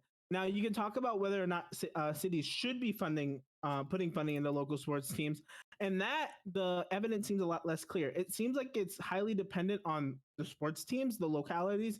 Some localities are great for sports teams. Some localities are garbage for sports teams. Some cities can like benefit a lot. Like some cities can go build a stadium and make tons of money off it, and some cities build stadiums and just throw money down the toilet. Yep. So that's like a lot less of a clear question. But like, should like cities be able to partially own sports teams to get money out of it? Like, I think that's like a no-brainer. All right, let's go to Ninetales, Mad Latin Kill. I think there's gonna be a lot more agreement on this panel. I think the only one that's disagreed so far was on that. If cities are going to put in this much amount of money, then they should get something back. But it goes a bit further, because when you put a stadium in the middle of a city, you suddenly have all of these logistical issues. People got to get downtown, they got to get back home at very specific times. So yeah, so one of the big things was that when I lived in Arizona, they had the Gila River one of the reports from arena. Small business owners. This is anecdotal largely, and it's they from basically so it's not really would have to book it out with concerts. So we had the Coyotes, which are the hockey team. So they're taking out 41 to 45 nights of the year, right? Because you have like concerts. People don't want to go downtown. And then a lot of teams have like basketball and hockey in the same stadium because they can change the floor really easily. You also have like other arenas, but like the main ones are like concerts, other facilities and around then downtown. whatever the sporting event is, and then like other like expos, right? So those are the 3 main incomes. So the ideal situation would be like this group would be able to book out these dates for basically every that. weekend of the year at least, and if these not, some other days put for like the a actual lot of season, pressure on right? them So to you're looking allow at probably things that about even 150 violate days a year their you want to building make that codes and booked stuff out. like that. So that's the basic gist. If cities owned this would eliminate the problem, which I don't think cities are capable of handling very well. I don't trust politics at the municipal level to fend off much larger corporate interest. Nyla and Kill. Look at a relatively older article talking about whether cities get benefits from stadiums in the first place, because I think that's a big part of like deciding whether. I mean, so first off, I think it would be really cool for cities to have a partial ownership in sports teams, because I'm just curious to see how this would work. And the Green Bay Packers are a fantastic example of that. Like, just they're an excellent sports team. I mean, I'm from Detroit, so like the Detroit Lions, or I'm from Michigan, Oh so the Detroit yeah, Lions, team. But the Green Bay Packers are Honolulu also blue and gray. but the thing is that cities don't necessarily get a lot of benefits from stadiums. Like, economic growth takes place when people have Represent like productivity, Michigan. Woo. and it seems like stadiums kind of take away from productivity due to like just how busy a city gets during a game. So I think the city actually gets quite a bit. Cities getting more rewards for those stadiums would be better in the long run, and I think exactly what Dolphin was saying, like a 2% stake in a stadium and a sports team isn't going to let the city all of a sudden say, oh yeah, well, you actually have to change the color of your uniforms, change the name of your team, and also we're going to hire this coach. Like, it doesn't work that way, right? I think you can kind of thread the needle between making it a efficient private enterprise while still letting the public get quite a bit from the act of building a giant stadium in the middle of the city. Go.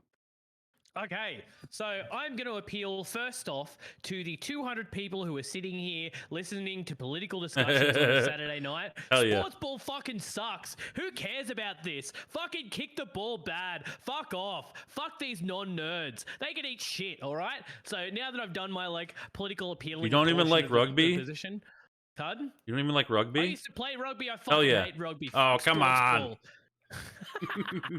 So the other side of this is look, let's be real, nobody likes going to a fucking people packed point, paying $9 for a fucking hot dog and $12 for a beer because you're stuck in a shitty spot, right? Imagine if the public owned that, because we understand that private industries are very good at turning a profit and keeping costs low. Guess what public industries are good at doing? At fulfilling what the people's needs are, fulfilling people's wants. And guess what? What a joke. I don't want to pay fucking $20 for a hot dog and a beer. Guess what you don't? You don't want to pay $20 for a hot dog and a fucking beer, right? Nobody wants to pay $20 for a hot dog and a beer. Imagine if the state owned it. It'd be $15 for a hot dog and a beer because they'd still be pretty inefficient in running it, but that's cheaper than $20, right? Nobody wants a $20 hot dog and beer. Who cares about the ball kicking, right? Privately owned teams aren't going to fucking perform better. What the fuck? By the way, you've just given me another reason to like the Green Bay Packers. I used to only like the Green Bay Packers as a football team because on that 70s show, Red would talk about liking to watch the Green Bay Packers, right? Now, I think Red's cool from that 70s show because I'm a millennial. I'm a younger millennial. And I watch old TV shows, and Red's cool,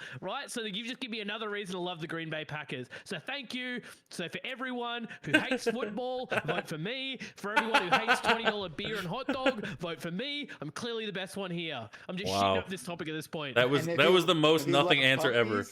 If you love puppies, if you love rainbows, also vote for Kyo. All right. Yeah, that was some nice emoting from Kyo. I love it. That was great. I want to talk about Kyo's point, actually. One really important thing. This is also why RoboCop is the best movie ever. Hell yeah. Show, Kurtwood Smith is amazing. He's amazing. Yeah, he was. And it's just the coolest thing ever. Especially, I don't want to spoil it for anybody who hasn't seen it yet. Everybody should see the 1987 version of RoboCop. Can I respond to Kyo real quick? Sure. I agree with you, but I'm going to take away much different conclusions. First of all, I agree that all sports with balls are bad. This is why frisbee golf is superior. Also, I like frisbee golf. Frisbee golf takes place in open fields that aren't even golf clubs, which is awesome. They're free. They're open access. You just need a pair of discs. This is what sports should be. This is what we make sports now. Fuck this professional athleticism shit. I like it. That's a good take. Man, Kaio said that's such a downer. I think that's why you're from the land of down under. So we have to. I get that you guys don't really have a famous football team or rugby. They literally have Aussie rules football. I mean, what more could you want? Football. Yeah, what more could you want? We have one of the best rugby union teams on the We have one of the best rugby union teams on the planet and one of the best cricket teams on the planet, okay? Sports ball sucks, but Australia's still the best at it. Cricket? I don't know about that, but... How do you explain cricket? I don't actually understand cricket, not to go off topic too much, but Keo, I was hoping you could explain cricket for me, because it's not now. What the fuck? Come on, look. Omni, say something on the topic, please. We have 20 minutes left. Yeah, I mean, so Keo's long rant was just about why, like, the government is good. I listed, like, 20 studies, including many systematic literature. You listed, like, 20, like, non-relevant studies. Like, you've been doing this a little bit now. I don't know if this is on purpose, but it's like privatization good at doing this, this, and this, all of which has nothing to do with, like, dividend sharing on sports ball. Like, I get that, like, making your point with numbers makes it more convincing and that there's studies to show. Yeah, they have multiple secondary uses where there's parking and stuff like that. Like, it's all a thing. Wait, what claim that was made by the studies that I've cited do you think is irrelevant? The sharing funds with the city, like every study you listed had nothing to do with other, like sharing. From memory, it was good at keeping costs down, keeping profit high. Maybe there was some other stuff. Was there? From memory, was there anything to do with like private businesses increasing consumer happiness? I guess, or something. Are you guys talking about another debate? There was. Taxes. I think the 2012 study that I gave, if I'm remembering correctly, found that it increases consumer welfare. I don't know what they're talking about right now. Consumer welfare. What does that have to do with the point? Well, you asked. What is consumer welfare even? So the thing, I said that the consumer enjoyment of happiness or happiness or enjoyment. That's not welfare. Come on. Can we get back on the point? I think we've gone off the point here. Yeah, we're going off the point a little bit. Yeah, we're mostly talking about Kaizen's own personal bias and all that. We're talking about generality of everyone, and some people do love sports, and even then they will take people are wrong. Families. So I think most whatever. Just like $20 on a beer, you know. Like, what about me? Yeah, like why give like a 5-year-old a beer? What the fuck? What? Why not? Wait. It's clear American. So shots fired. In terms of the question about of whether I'm arguing with somebody in Prime's chat about whether or not. Oh, sorry, my mute is off again. I love you, Ninetales. I love you. You're amazing. It's okay. It's okay. We all make mistakes. Omni, finish your point, then we go to Biggs. And go on topic, please. We got 17 minutes left. In terms of whether the studies are relevant, this is being so on fun, topic, at least. they are obviously relevant. I don't even know what Omni's talking about. If they have partial ownership, then they would make certain decisions for the businesses and be able to impose requirements like the ones that are described by Kyo-san, if not selling. Wait, Omni, like you are absolutely 1,000% wrong. If you don't have a controlling share or like a managing share of like some company, you have zero ability to make decisions. Right. So like if you have like a 1 or 2%, it's called share, common stock. You don't make any decisions unless you have like a member on a board. Preferred stock, common stock, that whole deal. The topic. I remember the last time I went into AMD and I used my like 0.004% share to say, hey, you should make the boards go faster. Look, I mean, the topic is explicit that it's not just about ownership of a percentage of wealth via taxation, but that it is specifically about whether or not they should have partial ownership over the company. Yes. So partial ownership doesn't mean managing or controlling ownership. Partial ownership could mean that I own like 1% of a company and I get returns on it. Yeah, that it's just about recouping costs. I get to make decisions, or that I have like members on like a board that like gets to make decisions. Yep. Like just because you own part of something, like technically if you go out there and buy a stock, you have partial ownership in a company, like Kyo-san said. But I can't go and like take my Nvidia stock and tell them to make graphics cards cheaper or tell them to make decisions, because I don't have a managing or controlling share in these things. That would be counterintuitive to your profit. Stock in a share. It'd be kind of cool for a city to have a vote on things that a stadium does anyway. Like, and sometimes they do. Sometimes like local like officials and stuff will have like a person on like a board or something like that. Yeah, the city usually has some situational things like parking for the city, right? Usually stadiums need extensive parking structures and things like that, so they need to manage that. But what I was going to get to on my point originally was that I think that it's perfectly reasonable, and I don't know why Omni's trying to push back against this. I don't understand the argument. I think that the others in the panel are correct. I think that just because you have a benefit to gain, like a dividend or something to actually recoup your costs as the taxpayer, I don't think that that necessarily means you're making day-to-day decisions. You're making like trade decisions and like other things like that, right?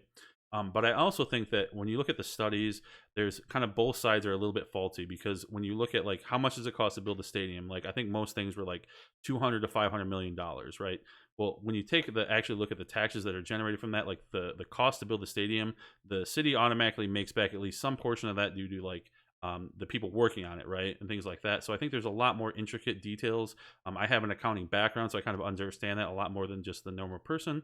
But I think that overall, and I think that Omni, what you said is kind of a little bit incorrect. On average, at least from what I've seen, cities lose about $1 million a year on their investments, and most of these stadiums have about a 30-year life cycle. So on average, the cities are losing about $30 million. So if we can find a way to get these cities to at least be able to break even, I think that's a net positive. But I also would like to see these be able to generate actual revenue and actually be able to improve these cities as well, because I think that it's kind of silly to have this team be able to make billions of dollars. And again, I know it's different based on where you're at and what, like some teams make more, some teams make less.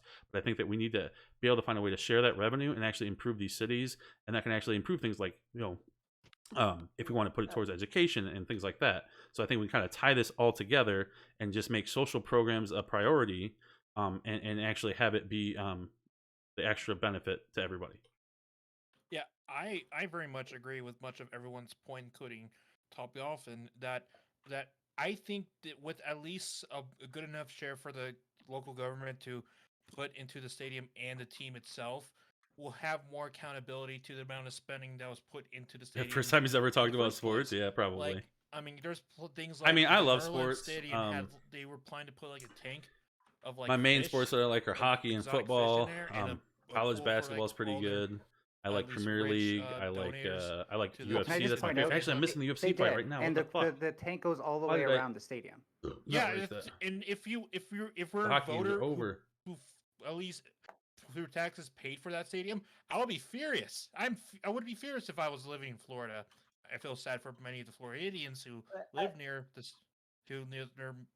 Merlin Stadium. You want Islanders? Like the cost of a ridiculous point to have fish in a. Forgot about the damn hockey game on. For it. Yeah. Right. I mean, I think that the UFC fight, funding of stadiums in the first place is just very clearly an example of crony capitalism. Obviously, a terrible idea. Yes. The majority of Americans are opposed to the funding by the government of stadiums. It's just giving money to billionaire corporations for no good reason. So, I mean, I think that. And it just makes no sense to be funding the stadiums. It's because they sugarcoat the proposals. They make it look all like rosebuds and daffodils, and then it ends up being like a lump of coal.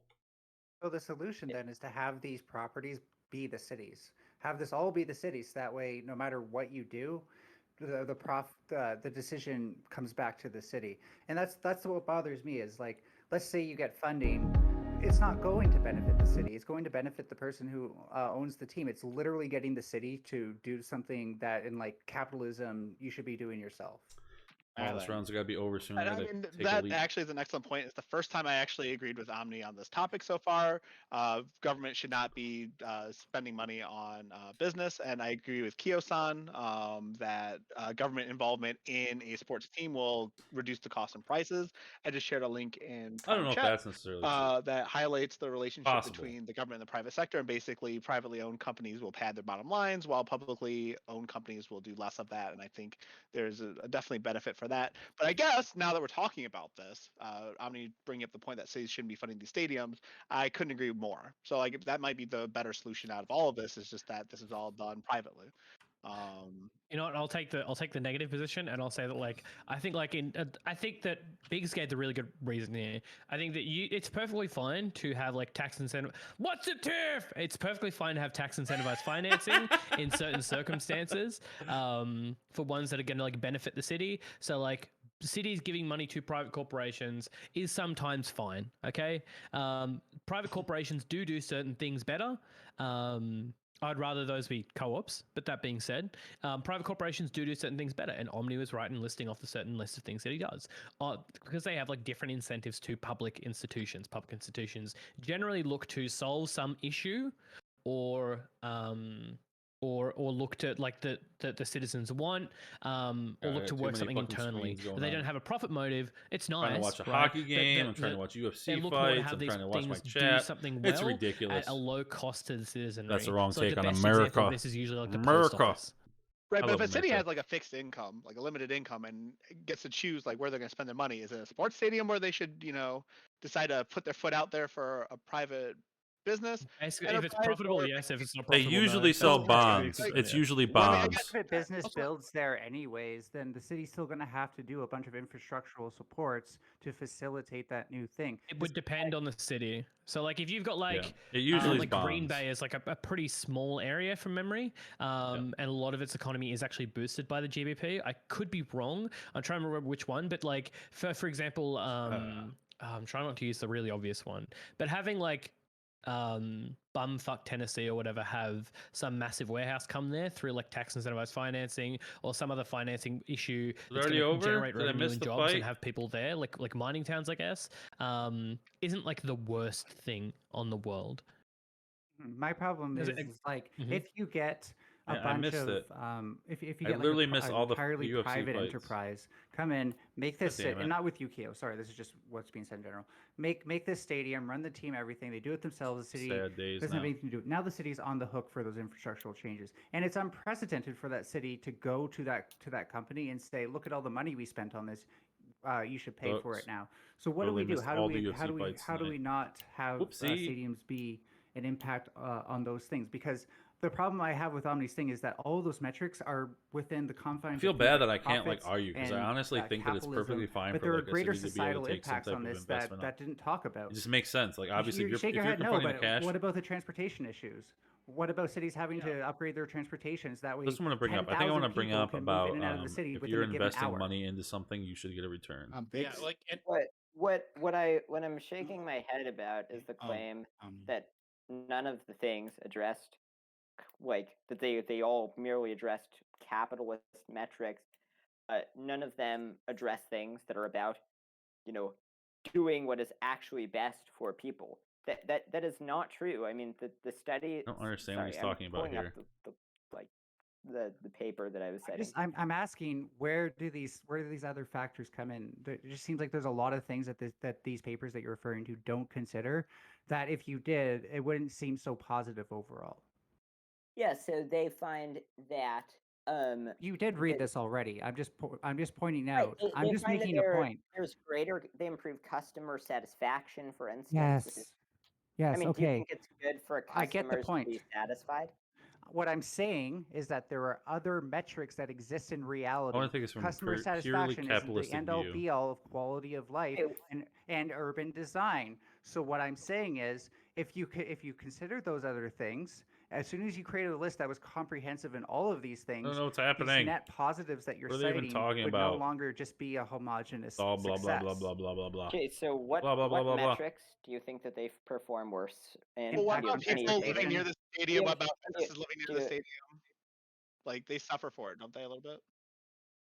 Or their property values might go up, maybe, or they might go down. So their noise levels. I mean, right? Like I remember trying to go to a play like outside of stadium in Detroit, and I couldn't get into the building that for the play that we paid for. Like all the performances were basically the performance was basically a wash for folks who paid for tickets without realizing there's a sports ball game going on. And other businesses, restaurants, do get some benefit from being next to a stadium, but everything else, any kind of entertainment that's in a downtown area, suffers for the fact that there's a stadium nearby. If the infrastructure gets built up and people have easier access, maybe there's an argument there. But Detroit's building up though better for that, I think. Wait, but other entertainment industries would only suffer like while the stadium is being used for like massive events, right?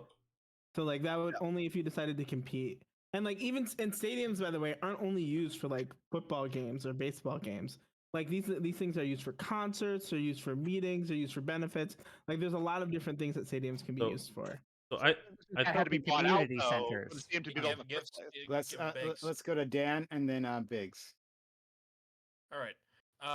Yeah, we also you made even to make a point that these stadiums could use beyond just simply like a sports game, concerts, other forms of community events that could be used with a lot of people, and even certain things that will be done within the city, such as awards and such, can be done through that place. And we also include the tourist incentives of when someone shows up to your because of family or you're going to the area, they might want to spend extra to go to like a game that day, and that will with the city having some part of that with the stadium, having some ownership of the sports team, they get some money off of that too to allow at least more income to the city itself, so that they can be more incentive to having much of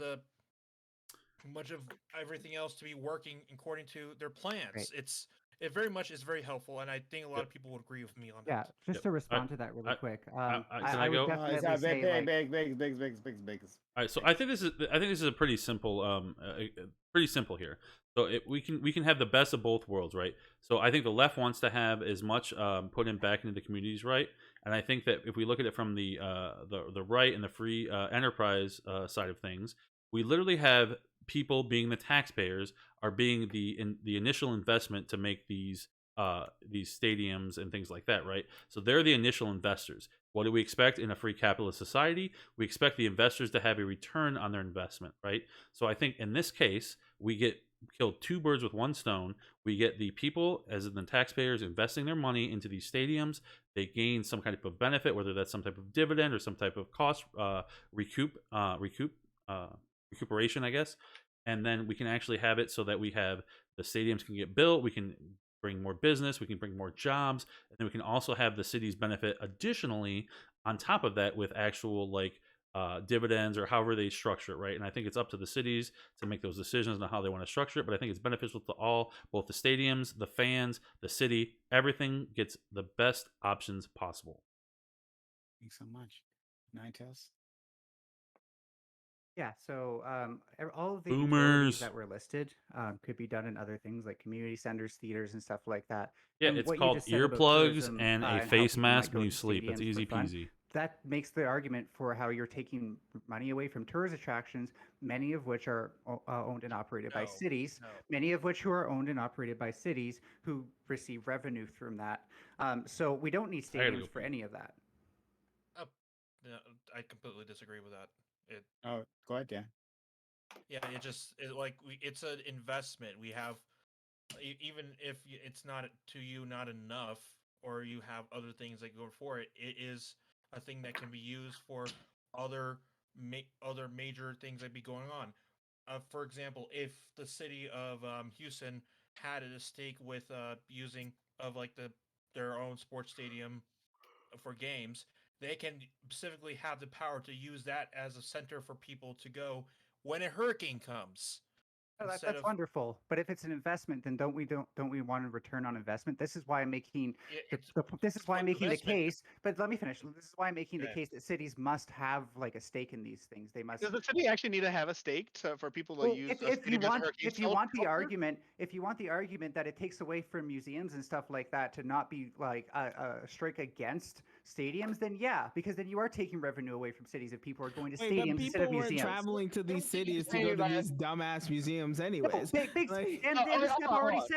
already said that they might decide to go to a sports game.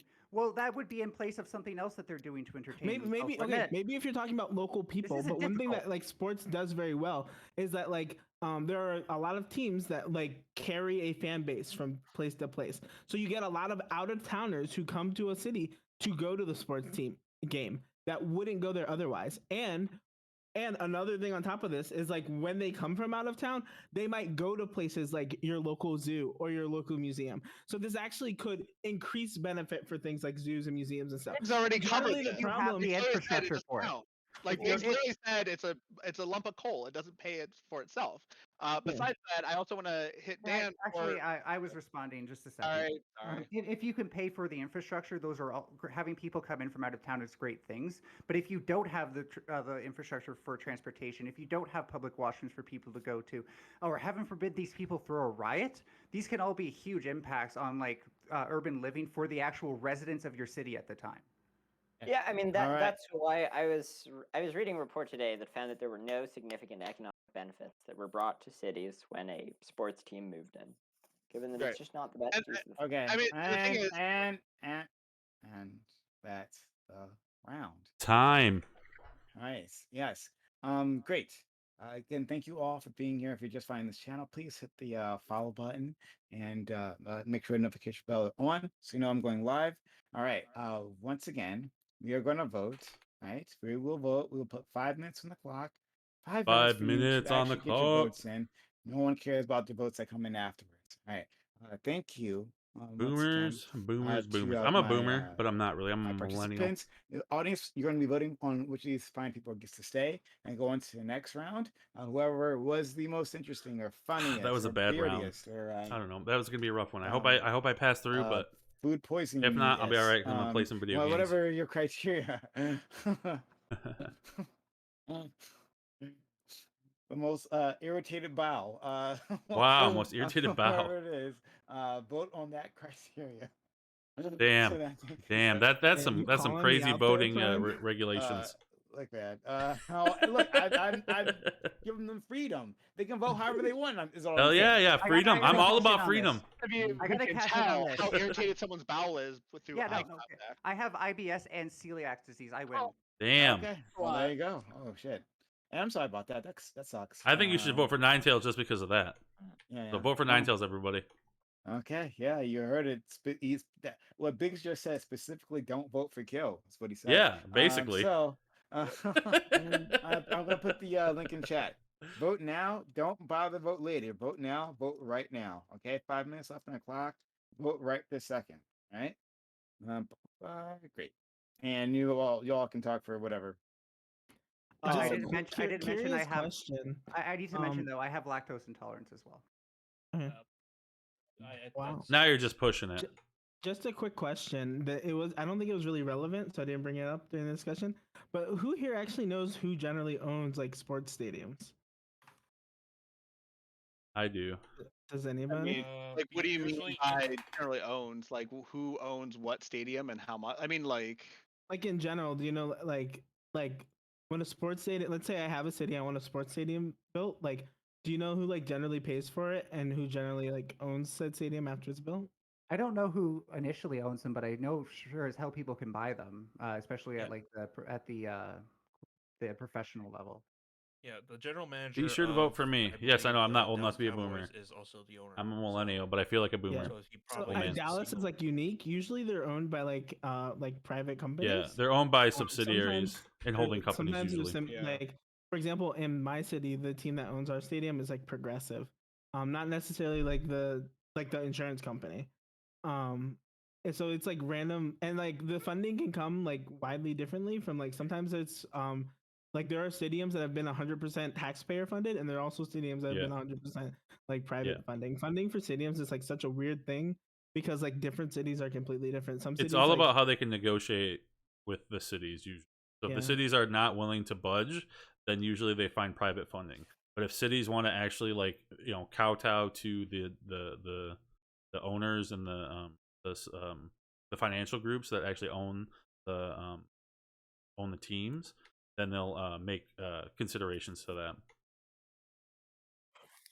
that. 3 minutes left on the clock. 3 minutes left on the clock. Vote right now. Vote right this second.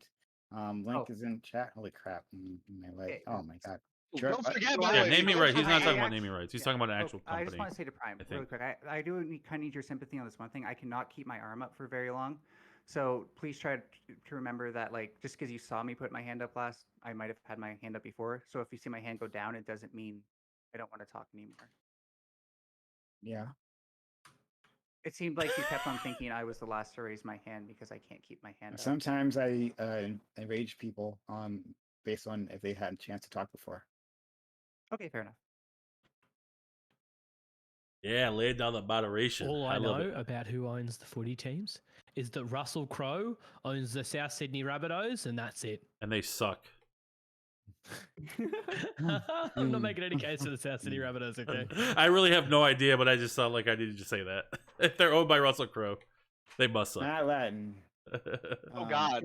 Can we all talk about how no one cares about Australian football?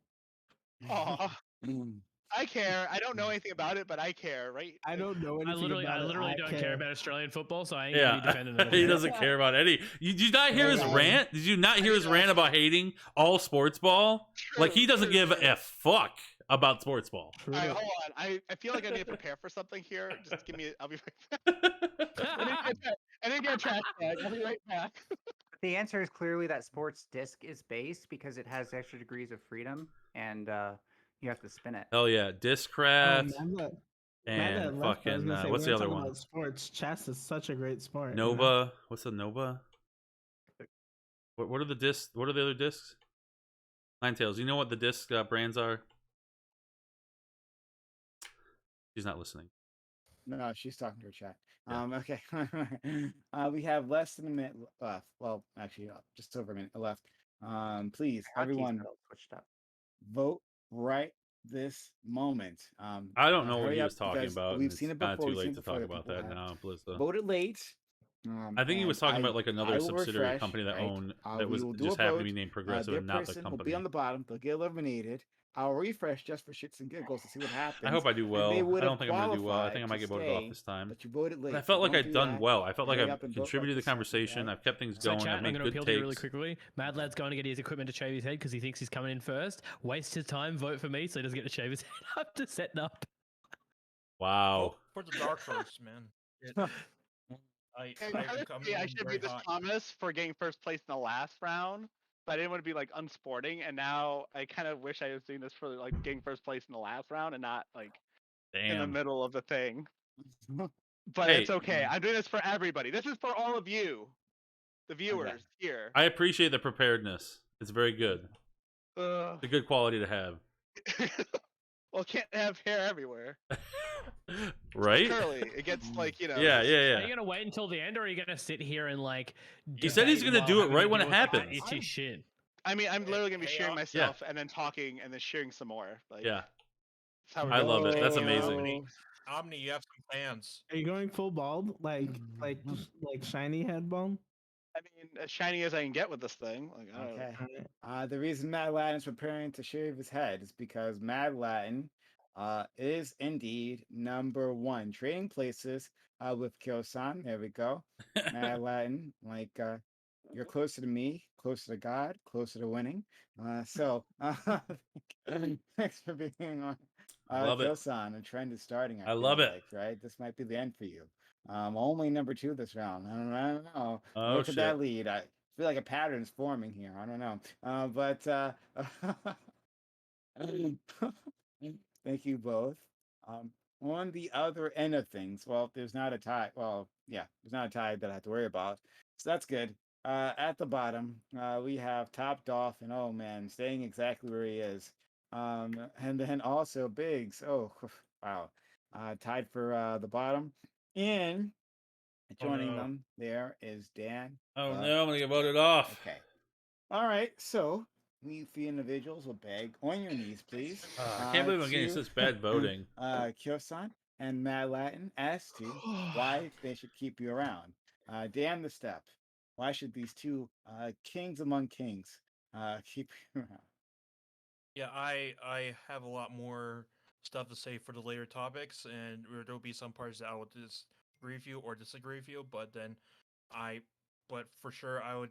Starting with the beard? If given the chance, probably I would be helping David, out. oh my god, the beard! In the long run, even if I'm not exactly as popular as either of you two guys. Oh, okay, all right. Saying one Neek, so don't worry about it. All right, cool. Biggs, why should? I'm digging the shaving. I'm enthralled by the shaving right now. Yeah, this young looking smooth face. It's like a whole new man here. I love it. Okay. Hey, why Mad should Lad, we can I keep ask you around? something real quick? Can I just add Lad something so quick? Do you have a girlfriend or a partner or anything? Yeah, I do. Oh God, I hope you ask them first because when my partner shaves, I hate it. God. I hate it. So You should have just made it this might short, be a short back and surprise. The sides. last time, the last time I had short hair, she's cool with it. My kids are gonna be pretty surprised. They're not. I think he's gonna look really good. I think you're gonna look really good. I hope so. I think you How will. old I are think your you're gonna look kids? awesome. I love Every how time- this is like. I love how this is physically hurting Omni. I'm grabbing his hair. But This is fun. yeah. How? Just quick question. How old are your kids? No, My kids are here. I'm just gonna pause real quick. My kids are 4 and 2. The 2-year-old has no idea what hair cutting is, so she's totally gonna freak. I'm gonna show her this bag of hair, and she's just. They're not gonna recognize you. Okay. Yeah. My oldest will be cool with it. She'll wonder why, and I'll have to figure out how to explain like what the memes and the views on Twitch mean. But we'll Yeah. So let's go to Biggs. Yeah. So I think that I know we had a little bit of a spat there, Mad Laden. But I think that I have some good takes coming up, and I think that we can have some witty banter. Kyo-san, I love Aussie football. I love everything Australian. I know you don't like any type of sports ball, but I think if you give it a chance, you might like it. You know, you said you played it, so I respect that. And I think that I can provide some good content for Prime. And I also want to say, I want to say everybody that's here needs to subscribe to Prime right now. Prime is amazing. He does a great job. He has panels literally every day but Sunday. It's awesome. He provides a place for people to get their voices heard, and that's what's important here, everybody. I think we need to all get our voices heard. The walk-on panels are amazing. You get like people from all over, all different walks of life, so it's just awesome. Thanks, Prime, for having me on. If I get eliminated, I appreciate it. You're great. Everybody on here is amazing. I love you guys. Okay, hardcore fishing for a veto. That's an interesting strategy. All right, moving on. So top dolphin. All right, giving it a crack. Why should kill? And the newly shorn Mad Latin keep you around.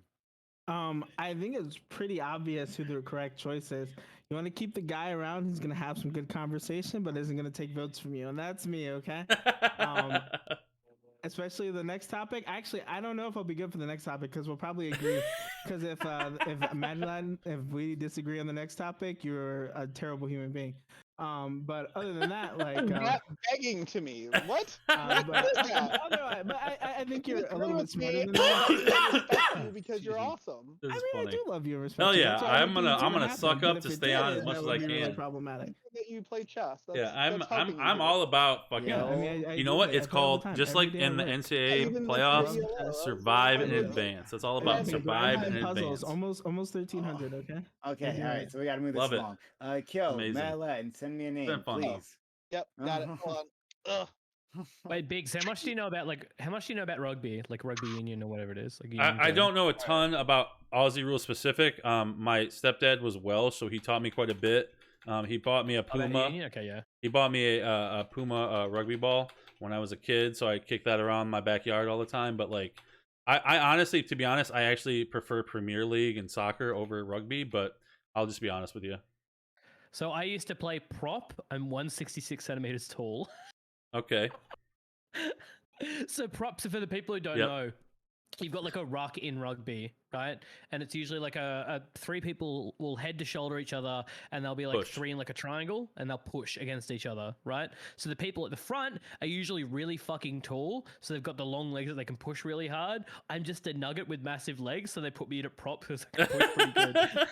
So you're all legs, is what you're saying? Yeah. I grew up like drumming early, so like my calf muscles are like immaculate, and the rest of me is like falling apart. Well, I think your camera's in the wrong spot. Then you need to show off those sexy calves. Oh, yeah. All right, look. I'll take those views any way I can get them. Hell All right, yeah. So the vote is in, right? And I certainly don't want to reveal who voted for who. But Dan, you got 2 votes. Dan, Jesus, Prime! I am a threat. I'm definitely a threat to them. But yeah, I mean, thanks for the opportunity. Survive in advance. You Hell yeah. hard, Dan. You actually did a really good job competing, so you should be proud of yourself. Yeah, they obviously don't want to be big. So excuse me. I'm glad that they find me as a threat to their whole thing, trying to win the whole entire game. So game recognizes game. All right. So anyway, let's go. Do I have to pick a guy or? Yes, you get to pick either Biggs or Top Dolphin. Which of these individuals will be following you out the door? I think I'll take Biggs because I think Top Dolphin has some more stuff to say. Okay, all right. Sadly, I'm sorry, Biggs. You were. It's all right. It's all right. I appreciate it. All right. Yeah. Okay. Yeah, so I saved you, Top Dolphin. You owe me. Oh. All right. Well, he'll come to collect, and that'll be your firstborn child. All right. Dan the Step. Final words to the channel. I wonder if he's gonna step in and save me. Mad Lad, that is freaking crazy that you did that just for the views. You're looking good, man. Well, thank you. I cannot do that for the sake of my own vanity, but congratulations on your new haircut. So, and thank you for everyone who was able to do with me. And last for me, Omni, you do have some fans, so you might be upcoming like right-leaning streamer in the future. So good luck with you with that too. Okay. You should have kept the beard, Mad Lad. Now you're gonna look like a scrotum. You look a scrotum. Wow, that's mean. Like, I would have voted for Biden. Like, what? He's a centrist. He's a centrist. Okay, moving on. Next. Well, no, I have a lot of crazy. Oh my God, this elimination round will take it forever. We can figure out later. Okay, great, thanks. All right. Next. No problem. Next we have Biggs. Biggs, please. Last words to the audience. All right. Well, thank you, Prime, for having me on. I thought I performed well. Again, everybody subscribe to Prime. He's awesome. He provides a great service to the community in general. Having these panels, having the open panels, I think it's great for the community overall. Thank you, Mad Laden, Kyosin, Omni, Ninetails, Top Dolphin, Dan, and everybody else that was on here earlier. I appreciate all of you. I got in most of you guys' channels and I had you guys follow. I stream at Biggs8500. You can find me on Twitter at Biggs8500. Hit me up with a follow. I'd love it. Thank you again for having me on here. Hopefully I'll be on more panels in the future. And I appreciate everything you guys do. Thank you. Okay. Hey, Biggs. Yes. You know when you begged me for veto? Yeah. You didn't get it. All right, bye. That's all right. I love you. I'm just going to say it's pretty sad that the parent is leaving the next topic. That's okay. It's okay. I appreciate y'all. Other parents there. All right, talk to you later, buddy. Good one.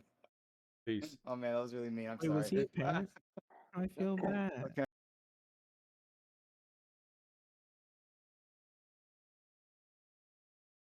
All right, now I need to find something else to stream. I don't have anything up on my stream, damn it. Oh well. Let's see here. Should I stream now? Halo.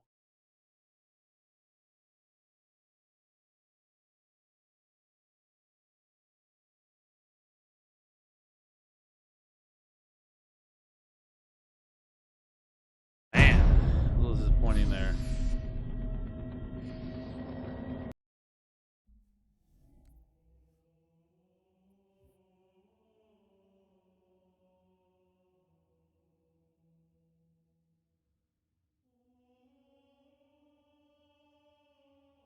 Game capture.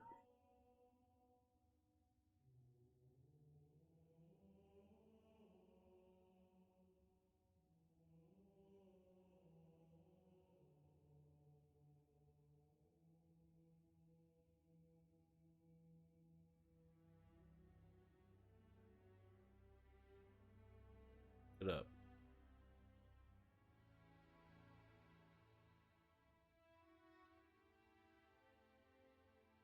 Is it not picking up my game? Oh, there it goes. Okay. All right. Maybe I'll play some Halo.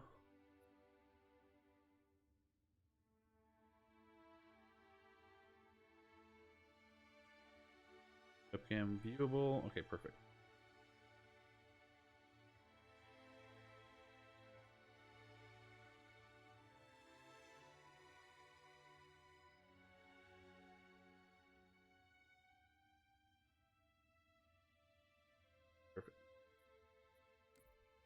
Let's play some fun stuff.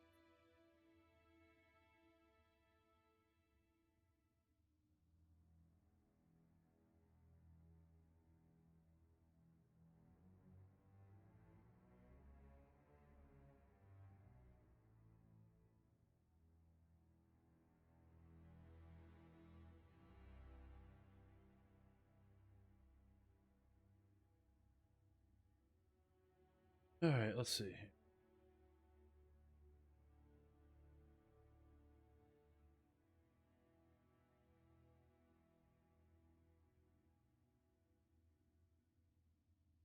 All right, let's go back to my thing here.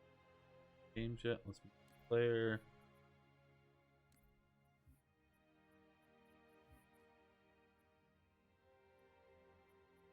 Okay. I'll just do whatever. That's okay. I don't mind. It's fine. It's fun. We're having a good time. That's all that matters, right?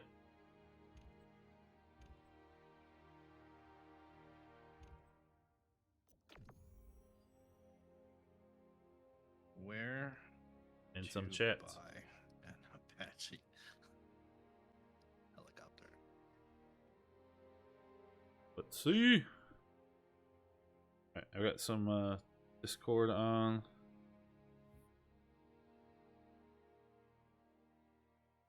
I feel like, can I buy that? How may I obtain an Apache? Okay. There is one way to purchase an Apache helicopter. Boeing cannot legally sell a civilian a military attack helicopter. I have lots of money. Okay, yeah. Hire a private helicopter manufacturing company to obtain a license and agreement from Boeing to use the outer body design. Build a helicopter that looks like an Apache but won't have any military technology and probably won't be able to prove it. Okay. Ah. Got it. You can buy the Rolex. Oh my Apaches. gosh. Yeah, but you can buy a license for the. Ah, damn it! There's like, I think this is no shields. Yeah, Team SWAT's I think is no. Like one headshot kills you. I wonder if you could 3D print an attack helicopter. You probably could 3D print an attack helicopter to be honest. Can you do an Apache helicopter privately? I have an FFL. Does that count? Yeah, there we go. I would love to 3D print an attack helicopter. That'd be amazing. Then you'd have to park it. You have to fuel it. Ugh. Yeah, but I mean, you could make it. I mean, I don't know, like what kind of fuel do they have? Just diesel, or is it like special? I can tell you that it doesn't melt steel beams. Wait, no, wait. What fuel does what use? What fuel does like an Apache use? Hold on, I think it's JP12. Hold on. Because that would be the key. If it's like special fuel that only government can get, then obviously no. But if you can get No. Like the fuel doesn't. So like we have ratings of JP8, JP12, JP6, JP, like gas, diesel, jet fuel, right. Whatever. Hold on real quick. Well, basically, is it attainable? Like, can an average person attain it? Yes. This okay, yeah, that's the main question. Hell, shut the fuck up for a minute. I am talking. Wow. Lay down the law. You get air miles when you fill up. I can't do anything. 350 gallons.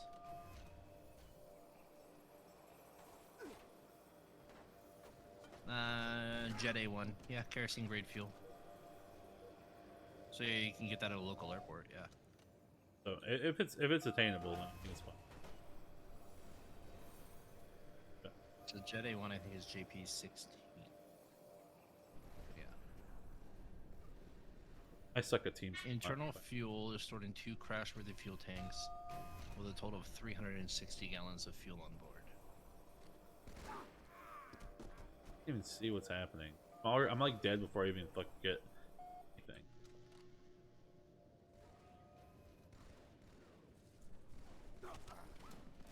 Let me see where I'm at from.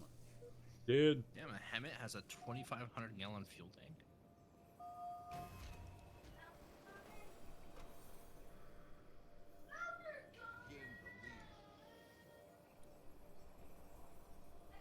Can't find any buttons. Fucking suck.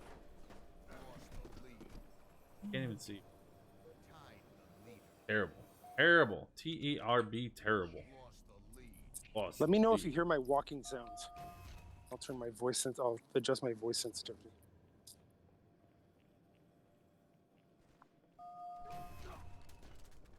Damn, she's rolling that thing.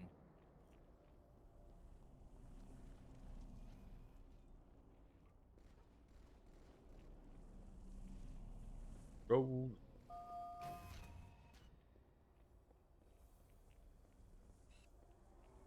Okay, she's slowing the rope. Okay.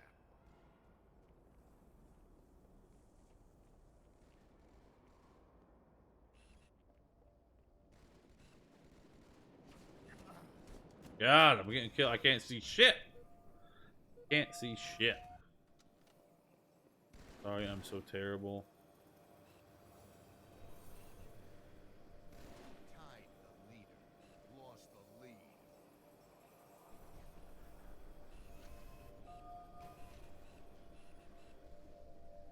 Happening.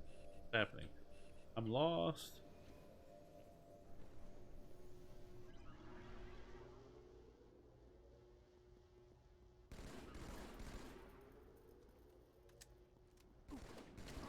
Ah, somebody got me from behind. Fuck.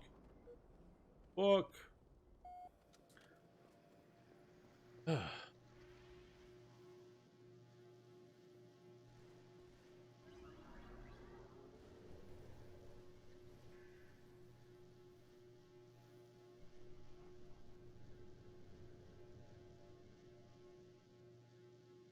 Fuck, kill him, motherfucker.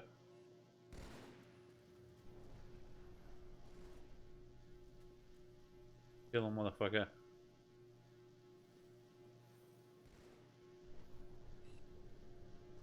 I don't even know what the context of this is. Really?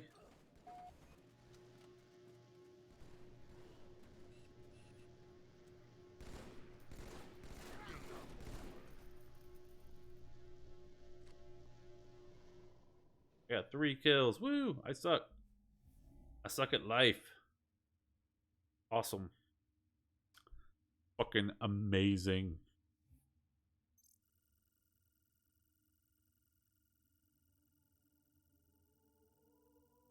Hello? Yeah, the reason why I limited you is because you seemed like you wanted to leave. Oh, yeah? Why is that? You were like, you said that I'm fine. I was like, I'm deferring, like, say thank you guys. I'm deferring myself. It's fine. It's no big deal. I just wanted, yeah. And, I was really hoping Prime would save me, but he kind of cut me off on that first topic, so I was a little salty about that, but it's fine. Yeah. Just so you know, I'm streaming, by the way. What? I'm still streaming, by the way, just so you know. Ah, alright. Yeah, do you think I did well with the debate? Yeah, the problem is that the Prime Royale is kind of like a bad place to like have actual debate because it's not really strictly moderated, so it's hard to actually have good discussion. It's kind of like whatever you can say and get in quips or whatever, and then whatever that Prime lets you get away with, kind of thing. So it just depends. I came in. My whole plan was to be very aggressive and not and simply like semi insulting the victors a little bit. It's hard to judge like how you're doing because like you want to make it be good content to watch, but then you also want to make your arguments come across. So it just depends. I think I got people who were like, I was checking the messages and checking messages in the Prime, and they were like saying like, "Oh, Dad made a good point. That's good." And bring up to that, I remember. I think I slipped a little bit on the stadiums. I wasn't super familiar with that. Yeah. Topic. Like I thought you did fine. I thought I did better as far as like I should have continued on, but it's okay. Yeah, I wish I had a day in advance. I'm like, for me, I prefer to marinate the information that gets to me, and I could just try to think about how I argue.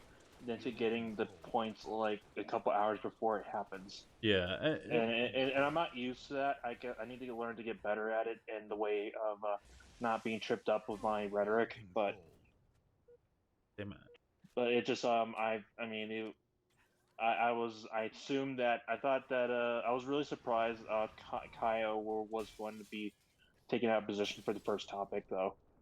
I know that he was a bit. I know he was a bit like known to be like very like contrarian. I don't maybe, but with his yelling and all of that. But yeah, I thought about when he was doing his rant. I thought I could just like outdo him. Yeah, like, yeah. It just depends. Like, with the first topic, I thought it was fine, but I was just a little disappointed that Prime cut me off and let what's his name kind of go off on me and not give me a chance to respond back. But other than that, I thought it went pretty well.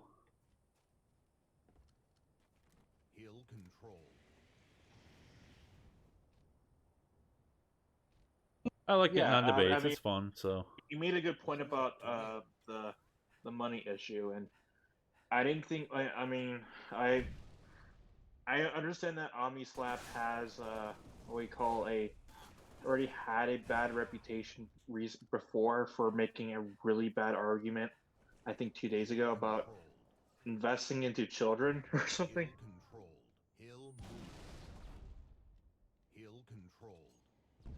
But I didn't take that as a point to my dislike. I think the guy is young, as same for Omni for Cut Sleeve, and I think if as doing this whole panel discussion, they'll get better at doing their rhetoric, and that's kind of like why I'm doing it, because I want to get good enough so I can feel comfortable enough to go to a dissertation defense, no, like a thesis defense, for like against academics, so I can defend my like arguments and such. I don't have like the internet enough to even have a stream, like a streaming audience like you. I don't really have a streaming audience, but I try to stream. Yeah, or at least. I mean, we just keep trying if you have a schedule and have some stuff to talk about, I guess. That's my biggest problem, is I just never know when I'm going to be able to be available. Yeah, you said you're an accountant.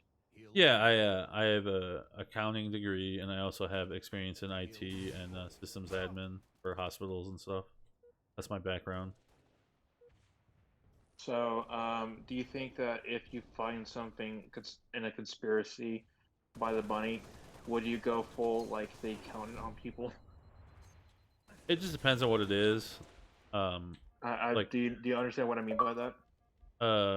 I guess like you mean like auditing. Maybe, yeah. I guess I don't know what you mean. You have to maybe. It was a movie called. Oh, The Accountant, the one with Ben Affleck. No, yeah. I mean, I'm also a gun owner, but no, I don't do like assassinations and stuff on the side. Yeah. Don't we all wish to have that cool lifestyle? Actually, I would never want to be a hitman. It sounds like a really bad for the psyche, you know. Yeah, it would probably be like not good. Not only that, but just like just constantly having to look over your shoulder. Like that's why I always never understood for like the movies and such, where they had like killers or like hitmen, like be constantly like paranoid all the time because somebody be coming after. I just couldn't live like that. I don't think. Yeah, I mean, people can be fun, like Samuel L. Jackson with his upcoming movie, The Hitman's Wife's Bodyguard. Yeah, with Ryan Reynolds. Yeah, where he ends up is like some like a very paranoid assassin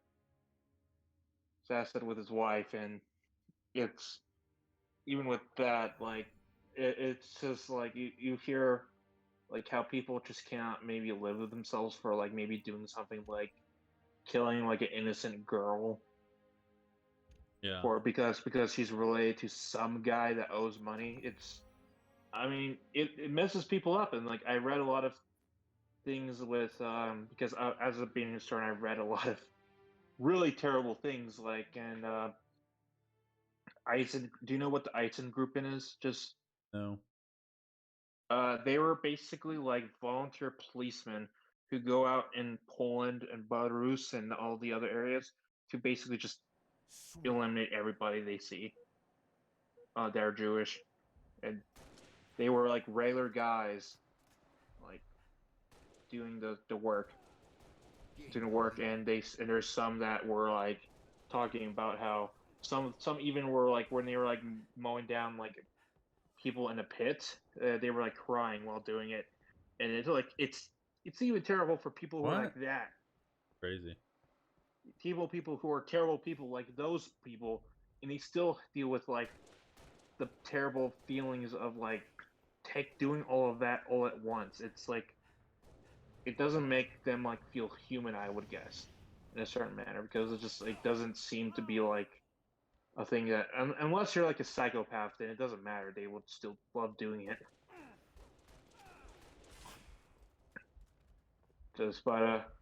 Yeah, was like, do you think Master Chief? You're playing the Master Chief Collection. Do you think Master Chief would have like PTSD after killing so many aliens? I don't know. It's hard to say with like aliens because I don't know if you really equate it to like human. So it just depends on like what the aliens were doing. If they were like a constant threat right off the start and like literally had no redeeming qualities, like I don't think you'd have much of a problem. But if they were like aliens that were like some that were like helping us and some that were hurting us, then like maybe there might be some conflict there. But I don't know, to be honest. I mean, what about like the amount of death that Master Chief have seen? Do you think he would get like PTSD from that? Maybe. I don't know. I think we're all pretty desensitized to just killing in general nowadays. I mean, yeah. I mean, good enough. Like, I could easily watch Mortal Kombat, but my dad or my mom will be like terrified. Yeah, I mean, the problem is nowadays we have so much access to like everything that like even the most actually like worse atrocities we can just see happen like basically in real time now.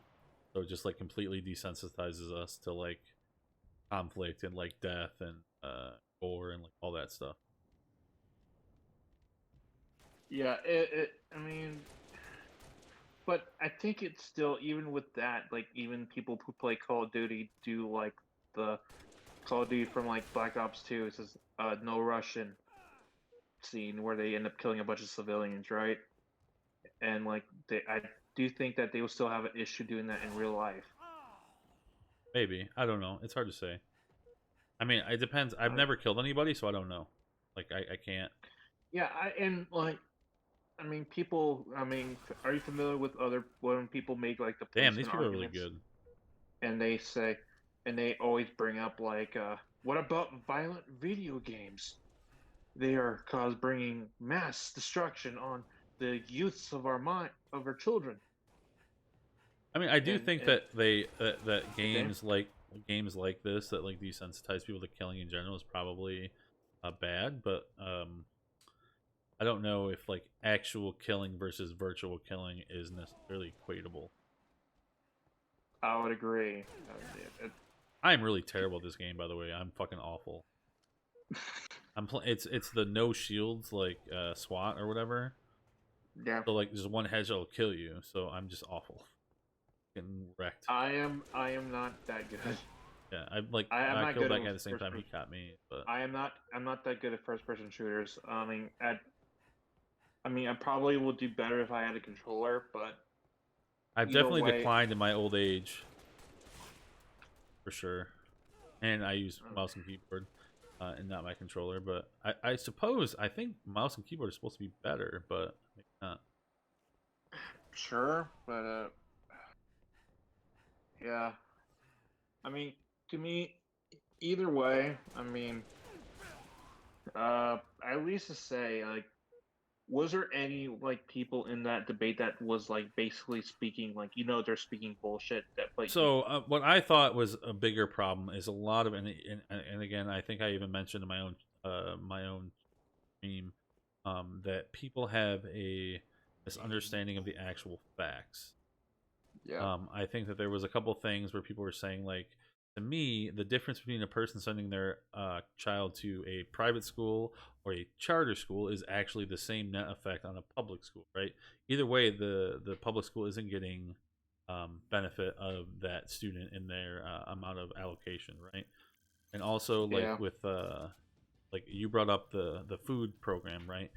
To me, when I looked at that up, it was saying that basically all it requires is for the people to apply for the program and then submit for each student you're the what one they who, need. Yeah. You're the one who said it. Yeah. Sorry for cussing you out on Oh, that. you're fine, but I felt Yeah. like you were wrong. And again, I don't know what your information was coming from, but Yeah, my understanding. my information about my response to that I remember was you said some like charter schools have that, but not all. But So basically, the USDA has a program where they do that with all public schools. Right, but the thing is all they had to do was apply for it, and then the students apply for it, right? So if a student at that school applies for it, they can qualify.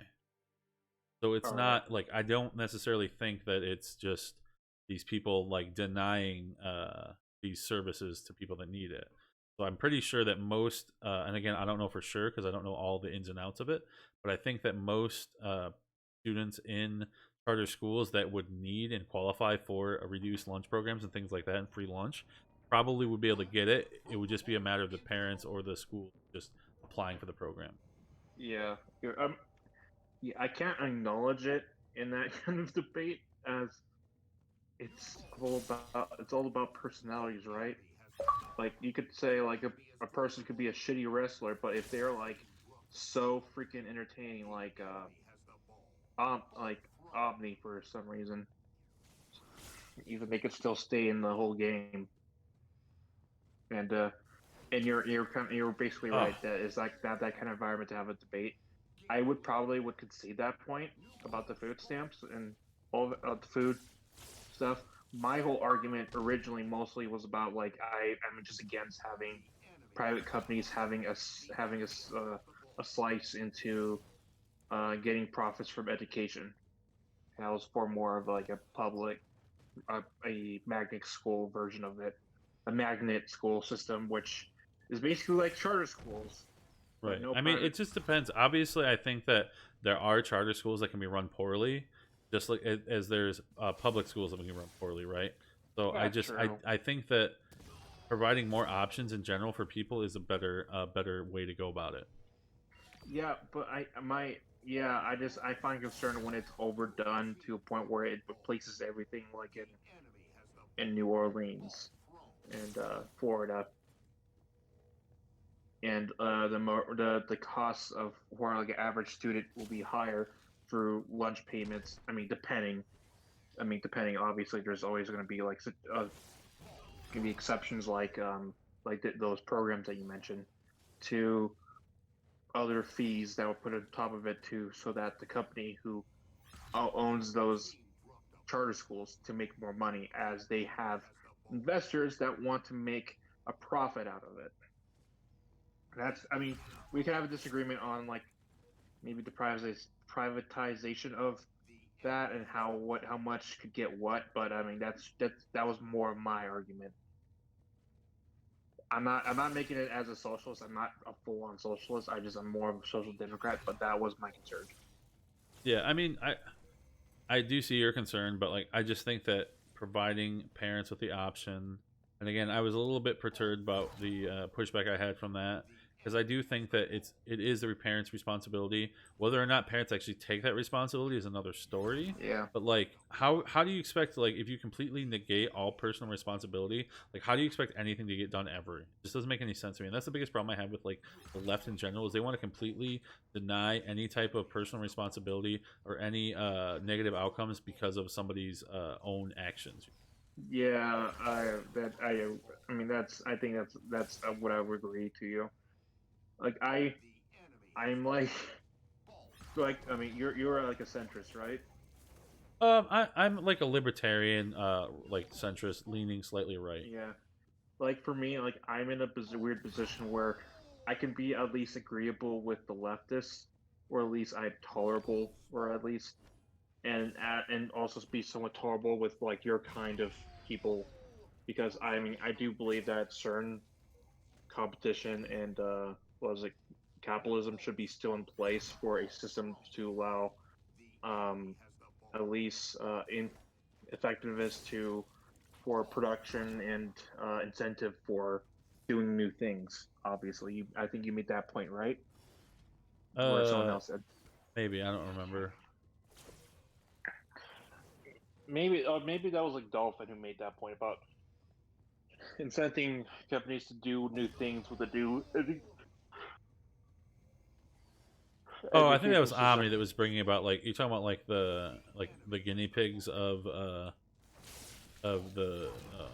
whatchamacallit, the charter schools, like being yeah, like yeah. I think that was Omni. Yeah, yeah. Who's the guy who brought up like municipal schools and Steiner schools? Maybe Anyone that was brings up Nomad or what's his name? Not Mad Lad. Yeah, that point, bringing up Steiner is a very bad point. Steiner is a fucking racist. Yeah, I'm not really familiar with that. Steiner came up with the Waldorf school, which is a kind of education system that's more suitable for people who are like in the artful, like acting sense, for like maybe that kind of field. But really, really, the guy was kind of who made it was a fucking bastard. I believe was it a Robert Evans did like a two-parter on him, explaining about his views and how kind of weird the guy was and how he kind of messed things up in a way.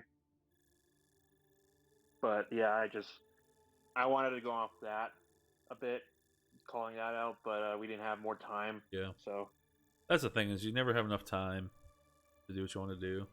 Yeah, I mean, I had to like butt in sometimes too, so that I could at least get something in. But obviously, everyone's trying to do their way to do that.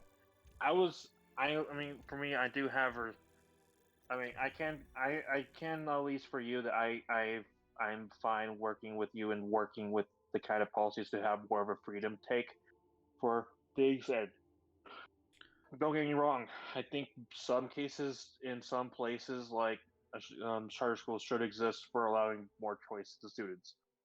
I don't get me wrong. I just prefer, for me, I just prefer a money allocation issue is more my issue for, because there's not really much of a difference between a magnet school and a charter school. The only difference is that it's controlled by a public company to a private company. Yeah, it's just, I mean, like I said, it really just depends. Like every situation's different and can dependent on however theirs is. So it just depends. Yeah, I don't yeah. There's definitely some bad ones and there's definitely some good ones. Yeah. Was there anyone that specifically annoyed you, or at least you thought that wasn't debating in good faith to your points? Not really. I think most of the people on there are pretty well versed on the topics. And I like most of the people in there, like Kyosun and Ninetales. Like, I'm familiar with them. Some of the other ones also was in there. Cut Sleeves. You know, he's new to the scene. He's young. I think some of his takes aren't the best and his tactics aren't the best, but I think he does have some good things to say. So I don't really think there's anybody that really kind of rubbed me the wrong way. Yeah. I hope I didn't. No, you're fine. I just have a little bit of a issue with your with that thing about the food programs, but other than that, like, no issues. Yeah, I mean, I had to defend it. I mean, you well, made a good point. my whole issue is just like, I want people to have correct information. And to me, like if you have incorrect information, like obviously your ideas are not going to be the best. So I want you to have the best argument you can possibly have, and if you're coming from faulty information, I just think that's just doesn't enhance the conversation. Yeah.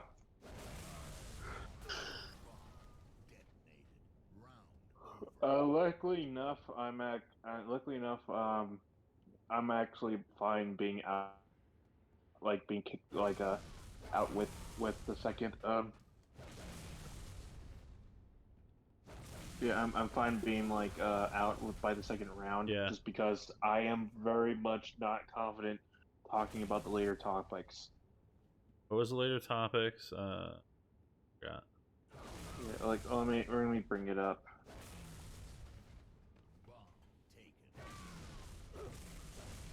Forgot what they were now. Already forgot. And should parents be shamed for spanking their kids, and should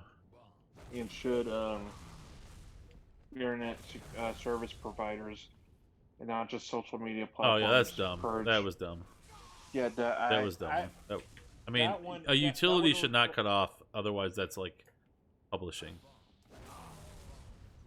I didn't agree with the premise of the question for that, and it almost alludes to an answer too, like begging the question. Yeah. And for me, I mean, I know what he's doing now. Like, I don't mind him like Prime. He's trying to just get people to talk about crazy ideas and get off. But it's I love Prime. I mean, he gives us a platform to talk, and do that, and I will not. I still wish he would have saved me. I really was hoping I thought he was going to for a second, but then I was like, no. He gave you. He already saved you once. You think he's gonna do it again? Yeah, I don't know. I just. He literally jokes is like, Biggs. Yeah. Nope. I'm not gonna save you. Yep, that was fine. I appreciate him just letting me on to begin with. So I know I'm not gonna have the support of his chat. So it just, I mean, obviously. Dude, I have no. Dude, I didn't even have. I have no community. That surrounds me. Either so. I've got some friends on here, but like most of them aren't on right now, or I don't know where they're at today. I mean, like I said, it's summertime now. The weather's getting nice. It's Saturday night, so people are doing stuff. Yeah, I was really surprised on how many people voted for me. To be honest, I thought I was going to get eliminated on the first round because obviously I don't stream all the time.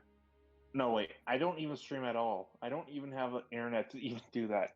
My upload speed's like one megabyte. Meg. Yeah. It's yeah. It's all good, man.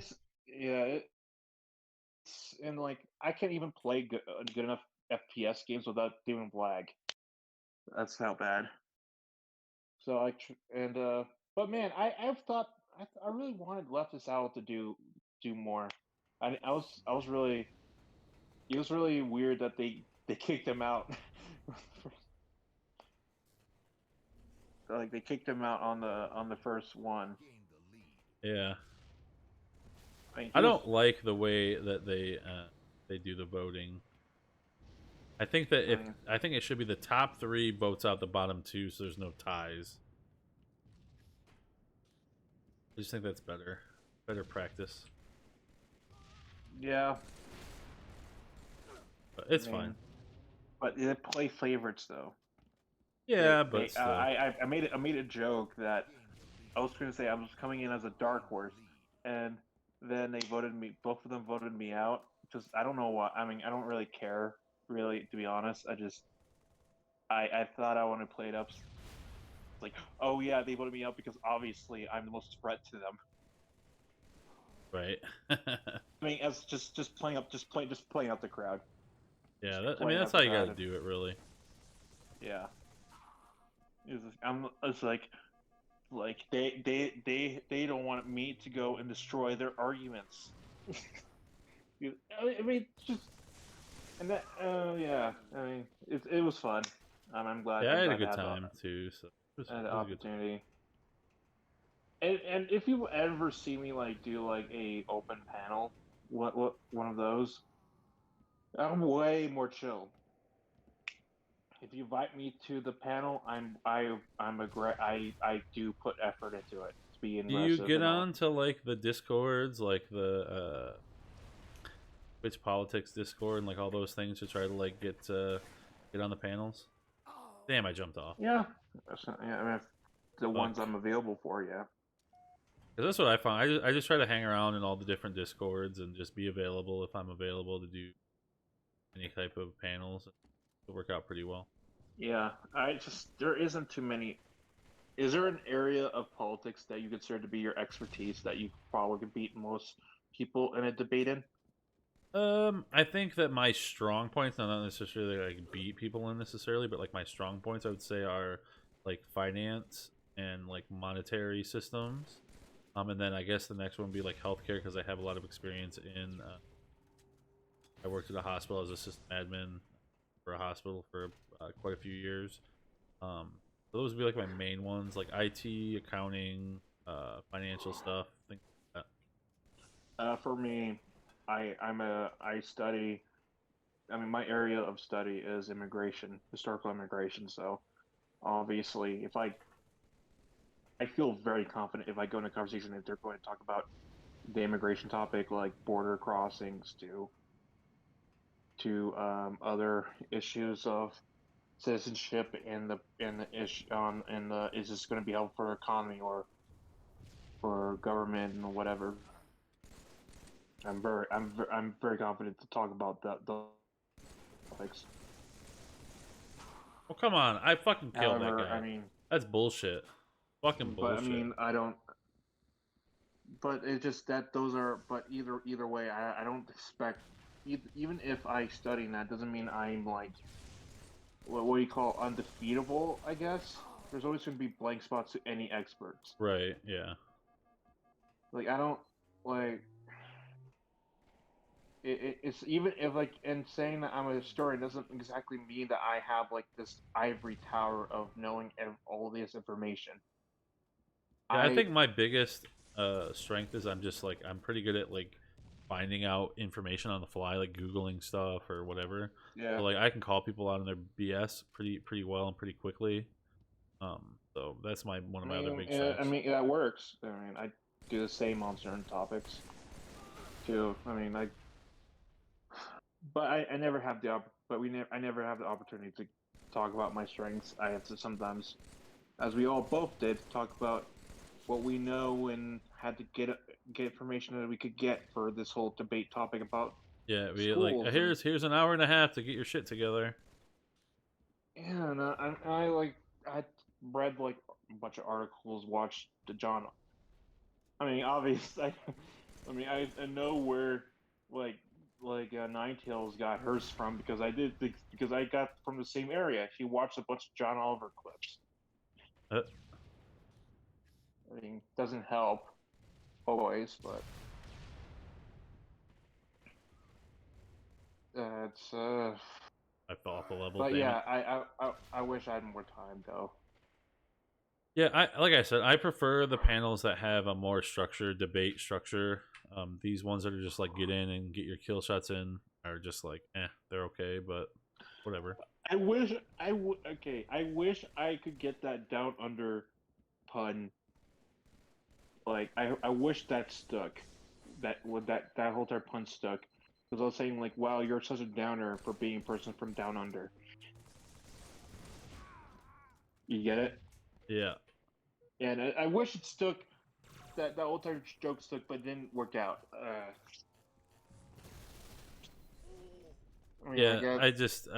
don't know. I don't understand because like the one guy had so many votes, but like when I went to his channel, he like didn't have like anybody watching his channel. I don't know.